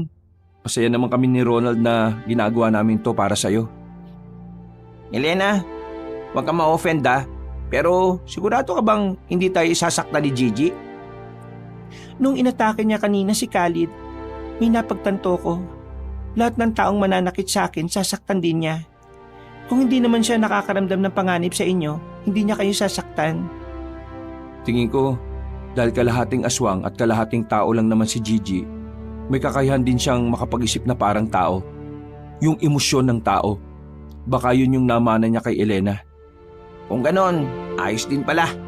Basta, kailangan mo lang alagaan si Gigi para kahit na iba yung uri niya sa atin, magiging mabuti siyang tao. Aswang. Ano ba? Ano ba pwede itawag kapag kalahating tao at kalahating aswang? Tawagin mo na lang siya sa pangalan niya. Pero Elena, bakit parang lumaki siya? Nagulat nga rin ako kanina, pero kasi kumain siya ng buhay na manok. Kinuha niya sa kapitbahay. Tingin ko, mas mabilis siyang lalaki kapag kumakain siya ng kumakain at kapag nakakatikim na siya ng dugo. Dapat bang kumain siya ng ganon? Aswang pa rin si Gigi, kaya sa ayon sa gusto natin, kailangan niyang kumain ng pagkain niya. Pero wag lang tao. Gaya ng ibang aswang na kumakain lang ng laman ng tao. Hindi ko hayaan na maging ganun si Gigi. Sa mga sumunod na sandali ay naging tahimik na ang kanilang biyahe. Maya-maya pa, nakarating na rin sila sa bahay ng kanilang pansamantalang titirhan. Hindi naman kalakihan ang bahay. Sakto lang ang sala at meron lang 2 silid. Malit lang din ang kusina, pero para kay Elena ay ayos na yon. Ang mahalaga naman sa kanya ay hindi na sila matutunto ng albularyo. Sige na, Elena. Magpahinga na kayo ni Gigi. Maya-maya, kami na lang ang gigising sa inyo. Maraming salamat talaga. Pumasok na lamang si Elena at ang kanyang anak sa loob ng isang silid. Noong mga sandaling yon, pinagmasdan na lamang niya ang bata. Napapangiti na lamang siya. Hindi siya makapaniwala na malaki na kagad si Gigi. Huwag ka mag-alala, anak. Hindi ko hayaan na mapunta ka sa kadiliman at hindi ko hayaan na may mang aapi sa'yo na gaya ni Mang Tolits. Tumabi na lamang si Elena. Niyakap niya ang bata at saka nakatulog na rin. Dakong 5:00 na madaling araw, ginising siya ni Benedict. Nakapagluto na pala ng pagkain ng 2 binata. At nung oras na yon, susubukan pa rin nila kung kakain si Gigi ng pagkain ng isang tao. Nang magkakaharap silang 4 sa hapagkainan, sinubuan ni Elena ng gulay ang bata. Nakahinga sila ng maluwag ng kainin niyo ni Gigi, pero hindi ito kumakain ng karne na niluto. Ganun pa man, kahit na papaano ay nagpapasalamat na lang si Elena. Dahil kahit aswang ito, meron pa rin ito ng katangian ng isang normal na isang tao. Kinaumagahan, kinailangan ni Ronald na umalis. Naiwan si Elena at Benedict sa bahay, habang ang batang si Gigi naman ay nakatulog ulit. Dadalawin mo ba si Bombay sa ospital? Ayoko na. Ayoko na siya makita. Siya ang dahilan kung bakit nagkandaletse-letse ang buhay ko ngayon eh. Iwan mo na yung siraulong yun. Ituon mo na lang atensyon mo sa anak mo. Isa pa, hindi rin naman niya itinuturing na anak si Gigi eh. Lalo na't nalaman niyang aswang yung bata. Benedict, minsan iniisip ko, sana pala hindi kita binasted noon. Sana pala tayo na lang. Hindi siguro ganito kakomplikado ang lahat. Ano ka ba? May dahilan kung bakit hindi tayo naging tayo. Isa pa, kasama mo pa rin naman ako eh. Nandito ako palagi para tulungan ka. Dumating ang kinagabihan, nakabalik na rin ang binatang si Ronald. May mga dala na itong pagkain. Maghahaponan na sana sila noong mga sandaling yon, pero nakita nilang bigla na lang pumula ang mga mata ng batang si Gigi. Dahil dito, naramdaman na rin ni Elena na merong masamang mangyayari. Maya-maya pa, dumating na ang mga aswang sa bakuran. Naroon ang mga nakaitim na lalaki. Walang pakundangan ng mga ito na pumasok sa loob ng bahay. Kukuha sana ng bote si Benedict, pero bigla na lang itong sinipa ng isang lalaki. Tumalsik si Benedict sa gilid. Si Ronald naman, bigla na lamang hinablot ng isang aswang at hinagis palabas. Anong kailangan nyo? Walang nagsasalita sa mga aswang. Hinawakan lang siya sa damit at binalandra sa gilid. Nang makita yun ng batang si Gigi, biglang lanlisik ang mga mata nito. Lalapit na sana ang mga aswang sa bata nang biglang sinakmal ni Gigi ang isang lalaki. Mabangis ang batang si Gigi. Sa isang iglap lang, sugatan na ang mga aswang na yon. Pero ang hindi alam ni Elena sa pagkakataong ito, marami pa palang aswang ang naghihintay lamang sa labas. Sa likod bahay, Elena! Dali! Pumunta sila roon. Pero pagdating nila, nakita nilang meron din palang aswang na nag-aabang doon. Wala na silang ibang malalabasan. Kapag pinilit pa nilang makaalis, maaaring mapahamak si Elena at si Benedict. Umamba ng atake ang batang si Gigi. Pero dahil nga masyado pa itong bata at maliit para sa isang katutak na aswang, hindi rin ito agad umubra. Sinipa lang ito ng isang aswang. Gigi, anak! Akmang lalapit na sa kanila ang aswang, pero hinarangan ito ni Benedict. Kinuha agad ni Elena ang kanyang anak at saka bumalik sila sa sala. Lalabas na rin sana sila ng bahay pero ang dami na ring nakaabang na aswang sa harapan ng bakuran. Mukhang di na yata tayo makakalis dito. Ang dami nila. Pambira naman oh. Wala ka bang nadala na baril? Baliw. Paano naman ako magkakaroon ng baril? Unti-unting lumapit sa kanila ang mga aswang. Mabuti na lang ay biglang dumating si Mang Tolits. May mga kasama itong mga manunugis. Pinagtititiran ng mga yon ng palaso ang mga aswang. Agad namang nalaga sa mga yon. Pero kahit na nakaligtas sila Elena sa banta ng mga aswang, batid ng babae na hindi sila makakaligtas sa grupo ni Mang Tolits. Ang batang aswang ang pakay ng mga ito. Bagay na hindi papayagan ni Elena. Nasundan ka namin, Ronald. Mabuti na lang. Kasi kung hindi, baka wala na kayo ngayon. Kung nandito kayo para sa bata, wag na. Hindi naman masamang aswang si Gigi eh. Sa katunayan, iniligtas niya kami sa mga aswang na umatake sa amin ngayon. Ama si Benedict. Siya ang dahilan kung bakit ngayon buhay pa rin kami. Hindi naman problema sa akin kung mabuting aswang ang batang yan o hindi. Ang iniisip ko ay kapag nakuha yan ng ama niya, siguradong magagamit siya sa kasamaan. Hindi. Kaya ko siyang palakihin ng mabuti na parang isang tao. Hindi siya magiging masama. Isa akong ina. Nararamdaman kong hindi siya likas na masamang aswang. May dugo pa rin siyang tao. May dugo ko pa rin siya. Kaya naniniwala akong kakayanin niyang maging normal. Hindi mo naiintindihan. Ikaw ang hindi nakakaintindi. Kasi hindi naman ikaw ang ina. Hindi usapan dito ang pagiging ina.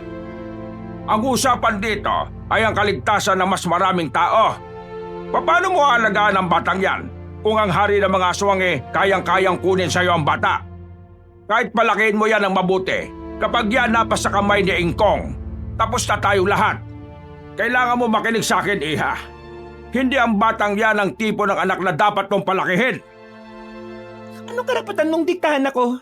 Wala kang alam sa nararamdaman ko kaya wag mong sasabihin sa akin kung anong uri ng bata ang pwede kong ituring na anak. Hindi ko ibibigay sa iyo si Gigi. Kung talagang hindi ka makikinig sa akin, talagang mapipilitan akong gawin ng paraan na alam ko. Sumenyas na si Mang Tolits sa mga kasamahan niyang manunugis. Naganda na ng mga palaso mga yon. Itinutok na ang mga pana sa direksyon ng batang karga-karga ni Elena. Sandali lang, Mang Tolits. Hindi niyo ba nakikita ang karga ni Elena ang bata? Pati si Elena mapapatay niyo sa ginagawa niyo eh. Sige, ipukol niyo yan! Humarang na rin si Benedict sa gitna. Wala na itong pakialam kung ito ang unang tatamaan ng palaso. Pati na rin si Ronald, humarang na rin. Ano bang ginagawa niyo? Umalis kayo dyan! Hindi ito ang tamang panahon para magpakabayani. Kailangan niyo makipagkaisa sa akin para Kapag tinuloy niyo ito, pinatunayan niyo lang na mas masama kayong manunugis kaysa sa batang ito. ginagawa ko lang ito para sa kapakanan ng mga tao. Bakit hindi niyo maintindihan ang bagay na yon? Bakit ba hindi mo rin maintindihan na pwede namang maging mabuti si Gigi? Kung duda kayo, bakit hindi niyo kami tulungang palakihin siyang sa tamang landas? Ang sabihin niyo, wala kayong pakialam. Naramdaman na lamang ni Elena na parang humahaba na ang kuko ng batang si Gigi. Habang nag-uusap sila, ay bigla na lang tumalon pababa ang bata. Pinagtititira yun ng palaso, pero hindi natamaan ng gumapang paakyat ng bubungan. Sinubukang habulin yun ng mga manunugis, pero masyadong mabilis ang bata.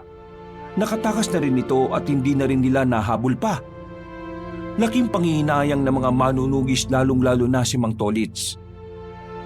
Nakahinga naman ng maluwag si Elena para sa kanya. Mas mainam nang nakatakas ang bata kaysa mamatay ito sa kamay ng mga manunugis. Ngayong wala na sa kamay mo ang batang yon, malaki na ang tsansang makuha siya ng kanyang ama. At kapag nangyari yon, mahirapan na tayong talunin si Ingkong. Sino ba kasi yung Ingkong na sinasabi mo? Ang Panginoon ng peking albularyo na si Romana, ang hari ng mga aswang, ang sinaunang aswang na hanggang ngayon hindi pa rin namamatay. Isa siyang immortal. Isang bagay lang ang makakapaslang sa kanya. Walang iba kundi ang medalyon. Ikaw, Elena, kapag lumaganap na ang kaguluhan, wala akong pwedeng sisihin dito kundi ikaw lang. Kung isinuko mo sa akin ang bata, wala nang mga buhay na kailangan pang mawala. Napapailing na lamang si Mang Tolits. Dismayado ito sa nangyari.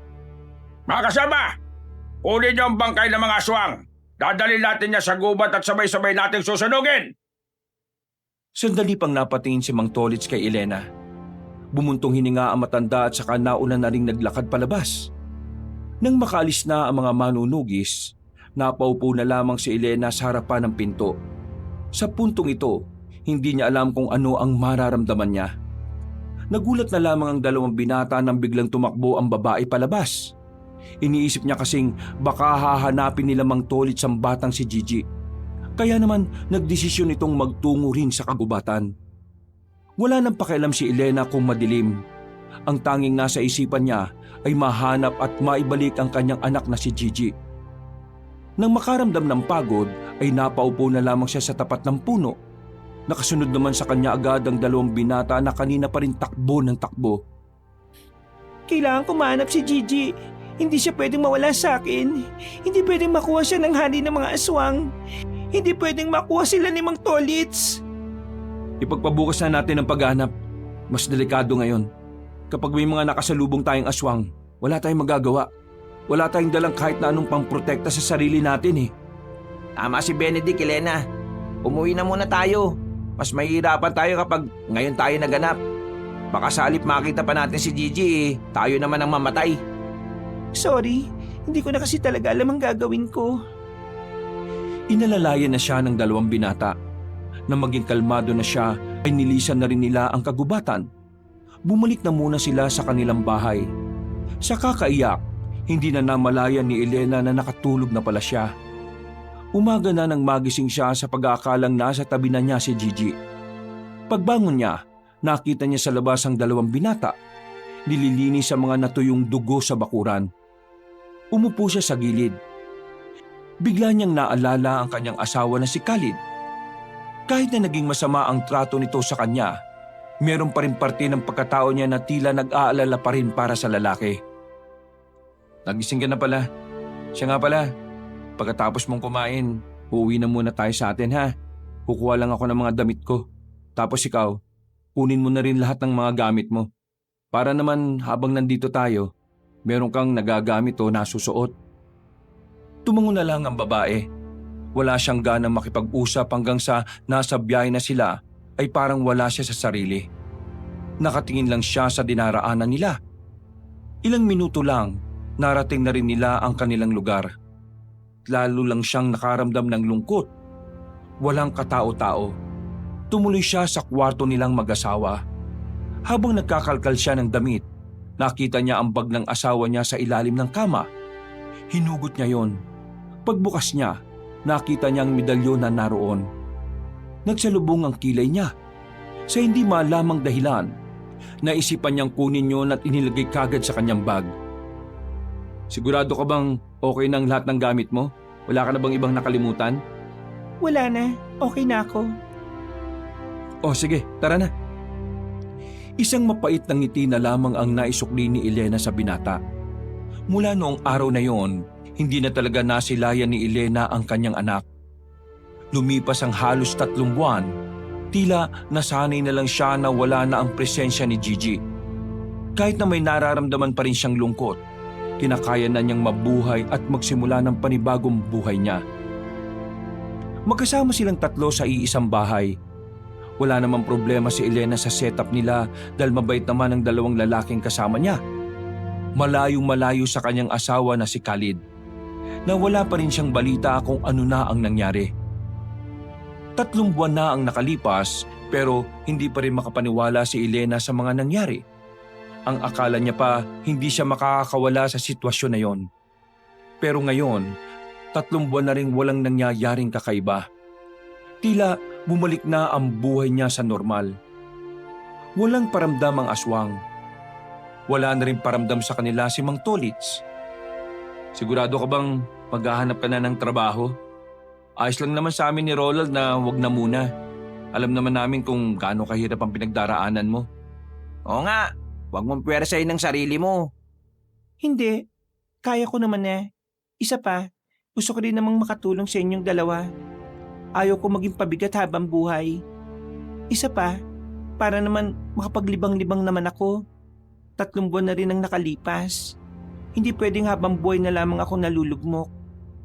May punto naman siya, pre. Kailan mo ba balak mag-apply? Mas maganda siguro kung bukas na kagad.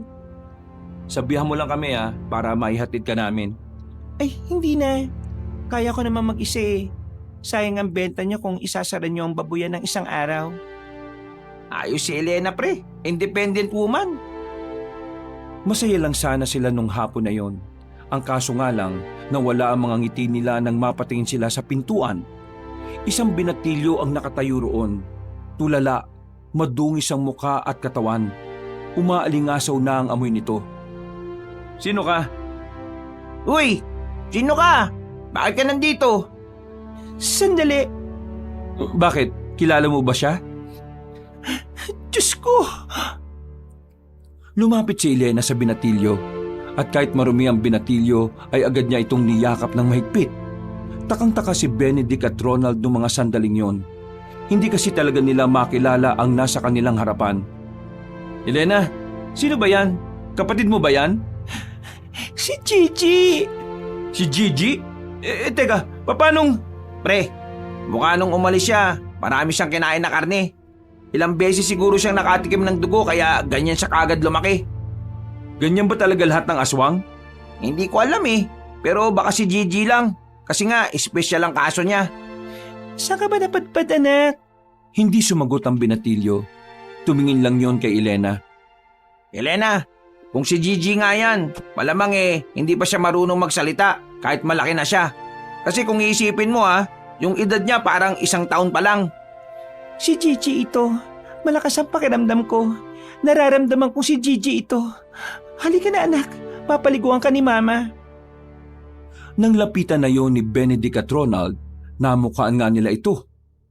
Kawig ito ni Elena at pagtingin nila sa kuko ng binatilyo, lagpas 2 pulgada na ang haba nito. Dinala na kagad ni Elena sa banyo si Gigi. Pinaliguan ito ng babae hanggang sa magmukha na itong malinis. Ginupit din nila ang kuko ni Gigi. Makalipas lang ang ilang minuto, mukhang tao na ulit ang itsura ng binatilyo. Yan! Mukhang hindi na siya nahanap nila Mang Tolits at ng hari ng aswang Gigi anak, anong nangyari sa iyo sa gubat? Tumingin lang sa kanya si Gigi na parang hindi siya nito naiintindihan. Niyakap na lamang ito ni Elena na mahigpit. Wala nang pakialam ang babae kung sumagot man ito o hindi. Dahil ang pinakamahalaga na lamang para sa kanya ay kasama niya na ulit ito. Ngayong nandito na ulit ang anak mo, nakakasiguro ako na magbabago na naman ang takbo ng buhay mo, Elena. Ang mabuti pa siguro, sa Maynila na kayo tumira. Tutulungan ka namin makaalis. Aalamin namin sa Pierre kung kailan may biyaheng pa Maynila. Tapos, umalis na kayo kagad kapag meron. Sige, maraming salamat. Alam ni Elena na nasa alanganin na namang lagay ang buhay ng kanyang anak. Kaya naman, noong sumapit na ang kinagabihan, ay parang mapapraning na naman siya sa kakabantay sa paligid. Nagiging tamang hinala na siya dahil sa mga nararanasan niya. Dakong 12:00 ng gabi, dilat pa rin ang mga mata ni Elena. Kahit na antok na, ay pinilit niyang hindi makatulog. Pagtingin niya kay Gigi, mahimbing lang ang tulog ng binatilyo. Pero maya-maya lang narinig ni Elena na merong kumakatok sa pintuan nila. Paglabas niya ng kanilang silid, inabutan na niya ang 2 lalaki sa sala.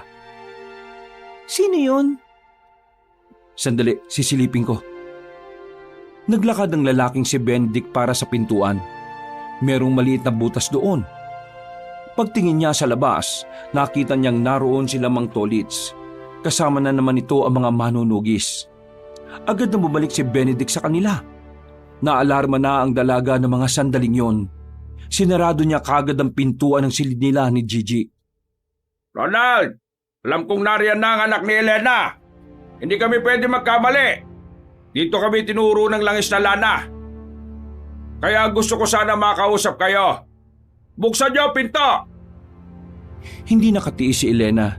Malakas ang loob niyang binuksan ang pinto at bumungad naman sa kanila si Mang Tolits. Agad namang itong pumasok at tiningnan ang bahay. Ano bang sinasabi niyo? 3 buwan nang hindi ko nakikita si Gigi. Hindi ko nga alam kung ano na nangyari sa kanya 3 dekada na akong albularyo, iha. Hindi ako pwedeng magkamali. Narito ang anak mo.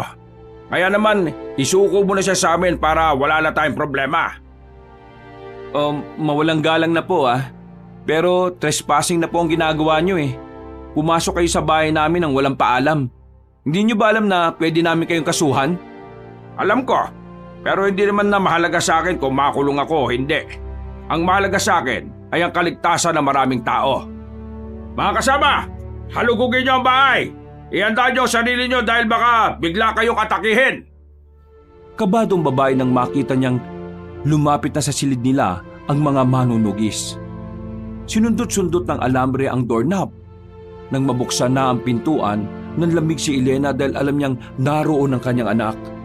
Pero ang sabi ng mga manunugis, wala roon ang hinahanap nila. Nakahinga na ng maluwag ang babae.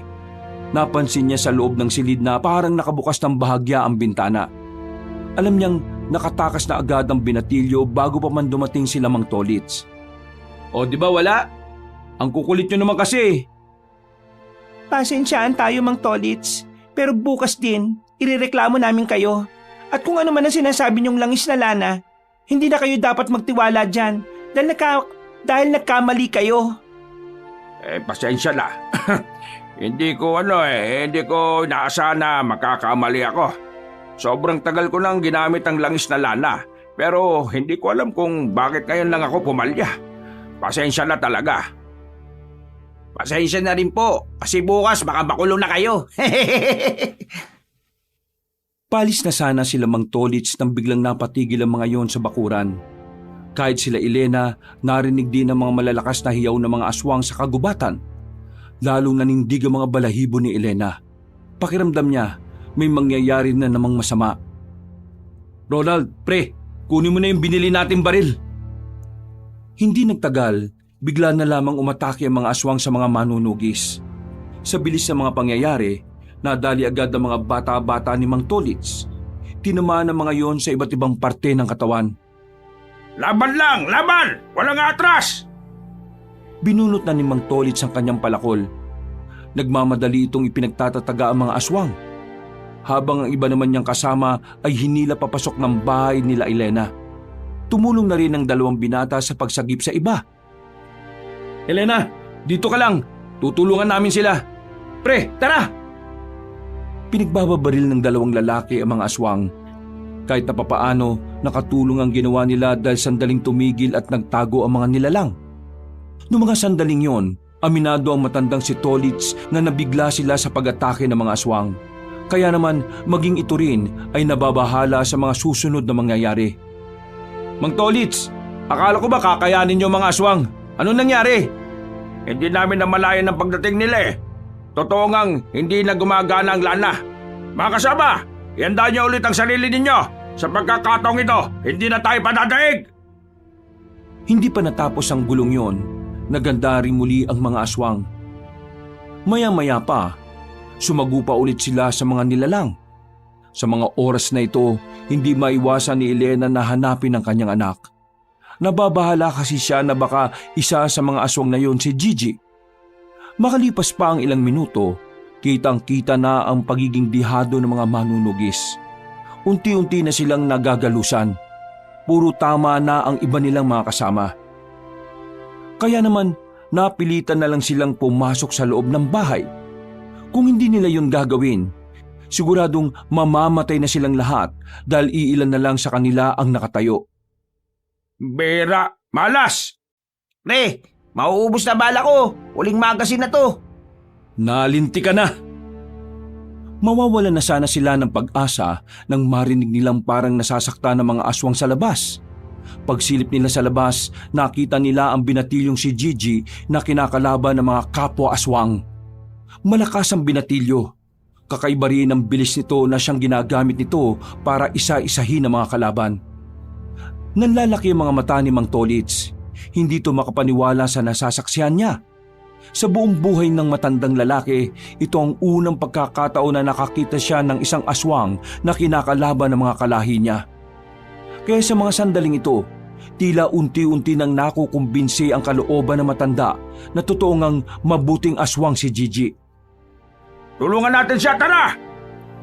Muling lumabas sa mga manunugis. Nang hiram na rin ng itak si Benedict at Ronald nang maubusan na ng bala ang kanilang baril. nakipagtagaan na sila sa mga aswang.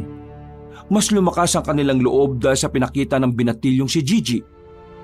Noong mga sandaling yon, unti-unting nalulugi ang hanay ng mga aswang.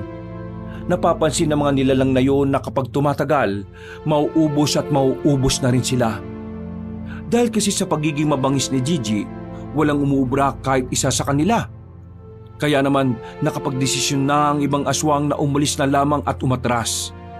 Pagkatapos ng laban, agad na lumabas ng bahay si Elena. Muli niyang niyakap ang kanyang anak. Diyos ko, nasaktan ka ba? Nagtago si Gigi sa likuran ng babae nang makitang nakatingin si Mang Tolits. Takot na takot ito sa matanda. Nagkamali ako. Pinatunayan niyong nagkamali ako. Kaya naman gusto kong humigay ng paumanhin. Pasensya na, pero gusto kong maintindihan ninyo na wala naman akong ibang inisip kundi ang kapakanan lamang ng mga tao. Ngayon bang nakita niyo na pwede tayong matulungan ni Gigi, hindi niyo na siya kukulitin? Yun ay kung makikipagtulungan siya sa amin. Teka, isasama niyo siya sa laban? Elena, malakas ang batang yan. Wala ni isa sa amin ang may kakayahang umarap sa hari ng mga aswang. Siya lang. Nang marinig yun ni Gigi, lumabas ito sa likuran ng kanyang ina. Humarap ito kay Mang Tolits at tumango-tango. Elena, mukhang gusto niya rin yung sinasabi ni Mang Tolits. Tingin ko, gusto talaga ni Gigi na patunayan sa lahat na mabuti siyang aswang. Sige, papayag ako pero sa isang kondisyon. Anong kondisyon? Gusto kong naroon ako sa labanan. Mas malakas ang loob niya kapag nakikita niya akong kasama niya.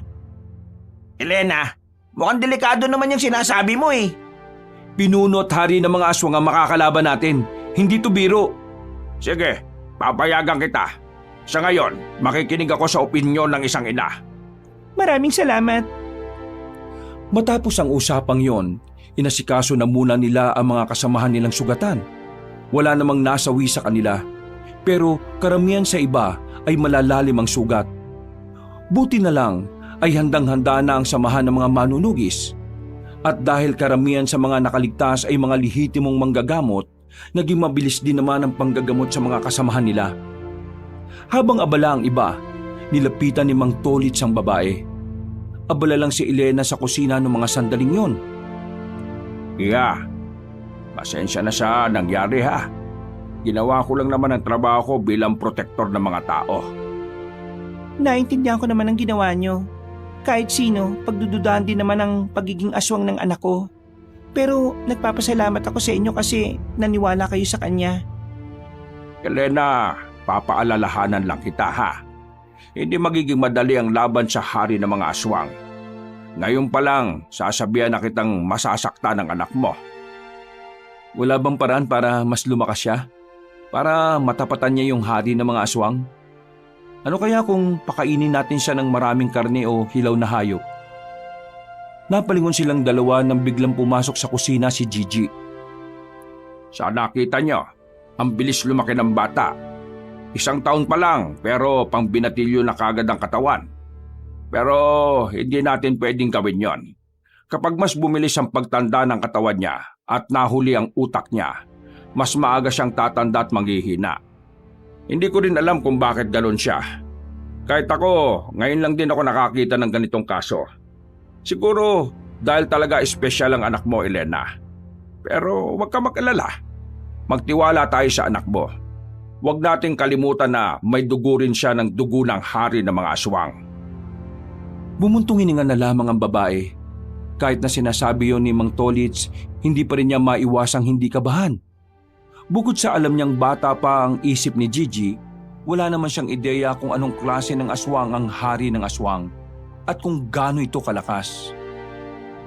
Dumaan pa ang ilang oras, natapos na rin sila sa panggagamot. Dahil gabi na, napagpasyahan nila Mang Tolits na doon na muna sila titigil. Magbabantay sila sa bakuran. Hindi sila matutulog.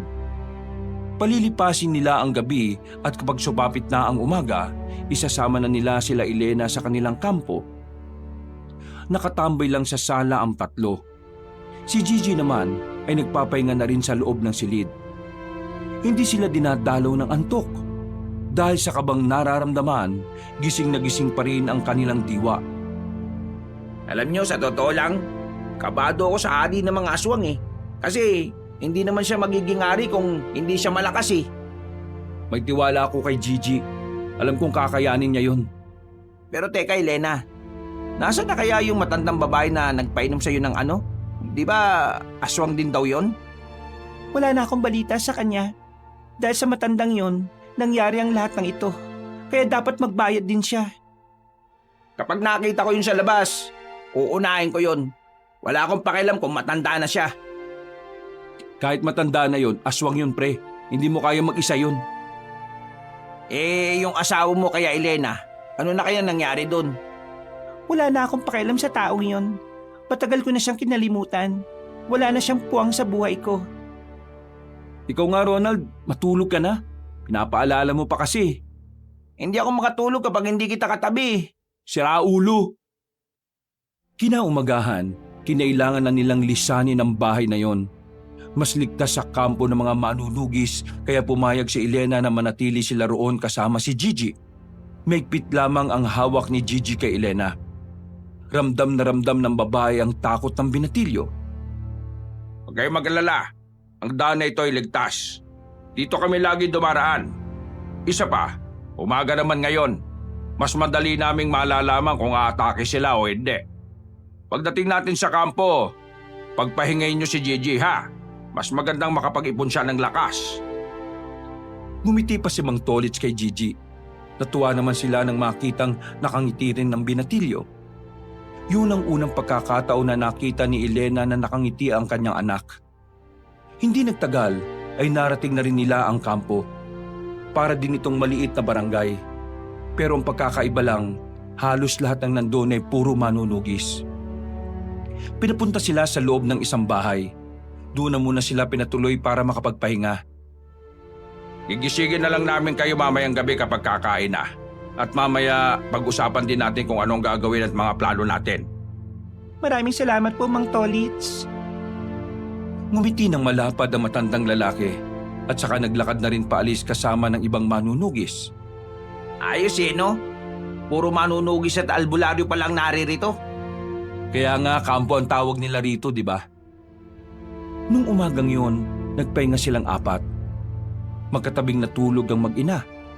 Sa sobrang sarap ng kanilang tulog, hapon na nang magising sila. Palubog na rin ang araw. Naunang bumangon ng babaeng si Elena. Sumilip siya sa labas. Nakita niyang abala pa rin ang mga tao sa labas. Nakahinga ng maluwag ang babae. Nang maramdaman na wala namang panganib sa lugar, napatingin siya nang makitang masarap pa rin ang tulog ni Gigi. Nagugutom na ba kayo? Lalabas ako, kakausapin ko si Mang Tolits. Baka may pagkain na sila. Oo, nagugutom na ako. Buti naman natanong mo. Ayos lang ako. Lumabas ang lalaking si Benedict, pero hindi pa man ito nakakalayo. Narinig na nila ang tunog ng kampana. Nung una ay hindi nila alam kung para saan yon. Pero nang sumilip sila sa labas, nakita na nilang natataranta ang mga manunugis. Aligaga ang iba at ang iba naman ay naghahalungkat ng mga kagamitan. Teka, anong nangyayari? Maganda kayo! Maganda kayo! Paparating na ang mga aswang! Agad na napatayo sina Elena. Nagising na rin ang binatilyong si Gigi. Maya-maya pa, dumating na rin sila Mang Tolits. Kasama na nito ang opisyal ng mga manunugis. Tayo na ang pinuntahan dito ng mga aswang. Ihandaan niyo ang mga sarili ninyo. Kasama ng mga aswang ngayon ang hari nila. Ramdam na ramdam ko. Nang marinig na nila ang hiyawan ng mga aswang, hindi na sila nagsayang ng sandali. Pumorma na rin agad sila. Kahit si Elena ay humawak na rin ng itak. Wala na siyang pakialam kung marunong siya o hindi. Basta isa lang ang layunin niya kung bakit gusto niyang sumama. Gusto niyang malaman ng kanyang anak na nakasuporta siya sa laban. Hindi nagtagal, nakapasok na rin ang aswang. Pinangunahan ito ng isang matandang lalaki na kulay puti na rin ang buhok. Sandaling tumigil ang mga yon sa bukana. Sinipat kung nasaan si Gigi. Miguel, nandiyan ka pala anak ko. Halika, lumapit ka na sa akin. Nandito ako para sunduin ka. Humarang si Elena sa kanyang anak na si Gigi. Matapang nitong sinagot ang hari ng mga aswang. Hindi Miguel ang pangalan ng anak ko. Gigi ang pangalan niya. At hindi mo siya anak. Elena, anak natin siyang dalawa. Nakakalimutan mo na bang siya ay galing sa dugo ko at siya ay pinagbuntis mo? May tumawang matandang babae sa gilid. Nakita ni Elena si Aling Romanya na parang nangaasar pa sa kanya. Agad na nakaramdam ng inis ang babae. Kung may kakayahan lamang siyang makalapit, baka sinabunutan na niya ang matandang yon. Salamat sa akin, Ingkang. Kasi natupad ang pangarap mong magkaroon ng sariling anak sa tao. Kaya dapat... Nagulat silang lahat ang biglang itarak ni Ingkong ang kamay nito sa tiyan ng matandang babae. Agad itong sumuka ng dugo. Kalaunan ay namatay na lang ng ganun kadali ang matanda. Ayaw ko sa lahat na may umeksena kapag nagsasalita ko. Kaya ikaw, Elena, ibigay mo sa akin ang anak natin. Ako ang mas kailangan niya kesa saya. Manahimik ka. Hindi ako papayag na mapunta siya sa kampo na kadiliman na kagaya mo. Isinilang ang batang si Miguel para maging masama. Yon ang kanyang kapalaran, Elena. Hindi mo na yon mababago pa. Hindi siya katulad mo. Kayang maging mabuting aswang ni Gigi. At baka nakakalimutan mo, meron ding dugo ko ang nananalitay sa kanya. Kaya hindi malabong maging iba ang landas niya kumpara sa landas mo. Miguel, anak, lumapit ka sa akin. Ako ang hari at ikaw ang prinsipe ng mga aswang. Tayo ang magkakamping dalawa. Hindi sila ang kakampi ba? Huwag ka nang umasa pa, tanda. Kasi kahit na anong gawin mo, hindi mo mapipilit ang anak ko. Bibigyan ko kayo ng pagkakataon na isuko sa akin ang batang yan. Kapag hindi kayo sumunod, mauubos kayong lahat. Hindi kami natatakot sa'yo. Kahit na anong mangyari, hindi namin ibibigay sa'yo si Gigi. Dahil alam namin gagamitin mo lang siya sa kasamaan. Lalong nanggalaiti ang matandang aswang. Bumakat na ang mga ugat nito sa sintido. Hindi ka namin uurugan, Ingkong. Makikipagsabayan kami sa iyo hanggang kamatayan. Kung kamatayan lang pala ang habol ninyo, pwedeng-pwede ko namang ibigay yon sa inyo. Sumenyas na ang matandang aswang sa mga kasamahan nitong aswang. Tulad ng inaasahan, nagsimula ng umatake ang mga yon. Nagmamadaling lumipad at gumapang ang mga aswang patungo sa kanila. Buti na lang ay handa sila sa mga sandaling yon. Kaya kahit na papaano ay nadepensa nila ang unang atake ng mga ito. Habang sila Elena naman, mas pinili na lamang na magtago na muna sa gilid. Sa nakikita kasi nila, malabong makasabay sila kagad dahil masyado pang marami ang nasa labanan. Samantala, hindi naman inalis ni Elena ang kanyang tingin kay Gigi. Nakikipaglaban na rin kasi ang binatilyo noon sa mga sandaling yon. Malakas ang mababangis na mga aswang na kasama ng hari ng aswang. Kaya naman nahirapan din ang manunugis na talunin ng mga yun. Wala pang kalahating oras, marami-rami na rin ang nagalusan sa kanila. Pero kahit na papaano, meron na rin naman silang nabawa sa hanay ng mga aswang. Dumating na sa puntong nagkatapat na nga ang mag-ama, ang hari ng mga aswang at ang anak nitong si Gigi, na kung tutuusin, ito ang prinsipe ng kanilang lahi. Yan ang gusto ko sa iyo, anak. May pagkukusa kang humarap sa akin. Nung mga sandaling yon, lumabas na rin si Elena. Lumapit sila kay Gigi pero hinawi sila ni Gigi papunta sa gilid. Ayaw ng binatilyo na makialam sila sa magiging laban nito kay Ingkong. Anak, mag-iingat ka! Kung talagang gusto mong maturuan ng leksyon, Miguel, wala namang problema sa akin. Ako na mismo magtuturo sa iyo ng aral na dapat mong malaman. Walang ano-ano, umatake ng mabilis ang matandang si Ingkong. Agad nitong pinatikim ng malakas na suntok si Gigi. Tumilapon ang binatilyo, pero hindi pa nakontento si Ingkong. Dinakma niya kaagad ang binatilyo. Kinalmot naman niya ito ng mahaba. Sa mga sandaling ito, kitang-kita nila Elena ang pagkakaiba sa lakas ng dalawa. Masyado pa talagang bata si Gigi. Sa pagkakataong ito, tumulong na rin si Mang Tolits kay Gigi. Magaling ang matandang albularyo sa pakikipaglaban. Kaya kahit na papaano, nakatama ito kay Ingkong. Nasugatan ni Mang Tolits ang hari ng aswang sa muka. Nanggigigil si Ingkong sa kanya. Sinaksak ni Ingkong si Mang Tolits gamit ang mahahaba nitong kuko. Tinamaan sa kanang balikat na matandang albularyo. Dahilan para bumagsak din agad ito. Sobrang bilis niya! Lalabas na sana si Elena para puntahan ang kanyang anak, pero pinigilan lang ito ni Benedict at ni Ronald. Kailangan ako ng anak ko! Wala tayong magagawa ron. Mamamatay lang din tayo ng walang saysay. Magtiwala tayo kay Gigi. Hintayin natin siya makabangon. Pagtingin nila sa labanan, nakita nga nila si Gigi na nakatayo na. Binigla nito si Ingkong. Dahil hindi nakapaganda ang pinunong aswang, tinarak ni Gigi ang mahaba nitong kuko sa kanang dibdib na matandang aswang. Pero sa halip na mamatay yon, tila wala lang nangyari kay Ingkong. Kinalmot pa ni Gigi ng ilang beses ang pinunong aswang. Pero walang talabang lahat ng kanyang ginagawa. Kaya ang ginawa na lamang ng binatilyong aswang, sinuntok niya ng malakas si Ingkong sa tiyan. Sinundan pa nito ng isa pang suntok sa muka. Dahil dito, nakita ni Gigi na parang tinablan si Ingkong. Kaya naman lumusob pa ng lumusob ang haring aswang. Dahilan para matatad nito ng suntok si Ingkong. Pero nabigla na lamang silang lahat nang mahawakan ni Ingkong ang kamao ni Gigi. Kung hindi kita mapapakinabangan, papatayin na lang kita kesa ako pa ang mapatay mo! Hinila ni Ingkong ang kamay ni Gigi. Hinawakan ito sa muka ang binatilyo at saka pinagkakalmot ng marami sa dibdib at tiyan.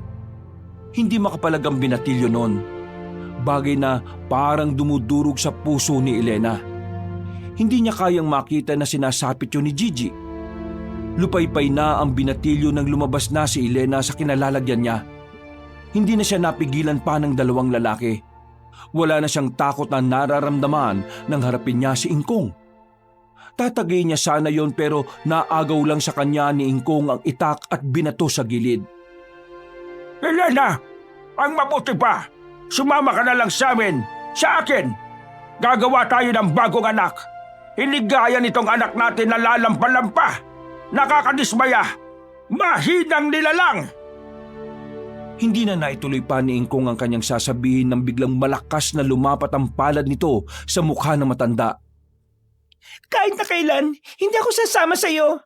At kahit na kailan, hindi mo magagamit si Gigi sa kasamaan.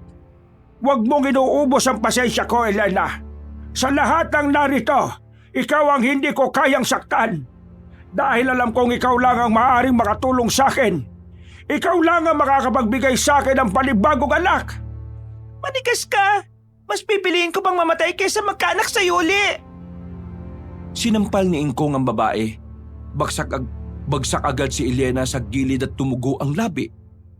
Kung wala rin ako mapapala sa'yo, mas mainam pang mawala ka na lang din kasama ng anak mong lampa at walang kwalta! Sinakal siya ni Ingkong. Itinaas na matandang aswang si Elena sa ere. At kahit nalantang gulay na si Gigi, ginawa pa rin nito ang makakaya nito para tulungan ng kanyang ina. Ang kaso nga lang, nadakma lang din ito ni Ingkong. Bitiwan mo sila! Matapang na lumabas si Benedict sa pinagtataguan nila. Pero hinarang ito ng mga aswang. Ganon din ang lalaking si Ronald. Hindi na nakalapit ang mga ito sa mag-ina. Ganito ang mas maganda. Sabay kayong mamamatay. Literal na mamamatay kayo sa kamay ko! Sakal-sakal sila ng haring aswang sa magkabilang kamay. Kakaunting sandali na lang ay malalagutan na sila ng hininga. Pero naalala ni Elena ang daladala nitong medalyon sa kanyang bulsa. Binunot niya ang medalyon.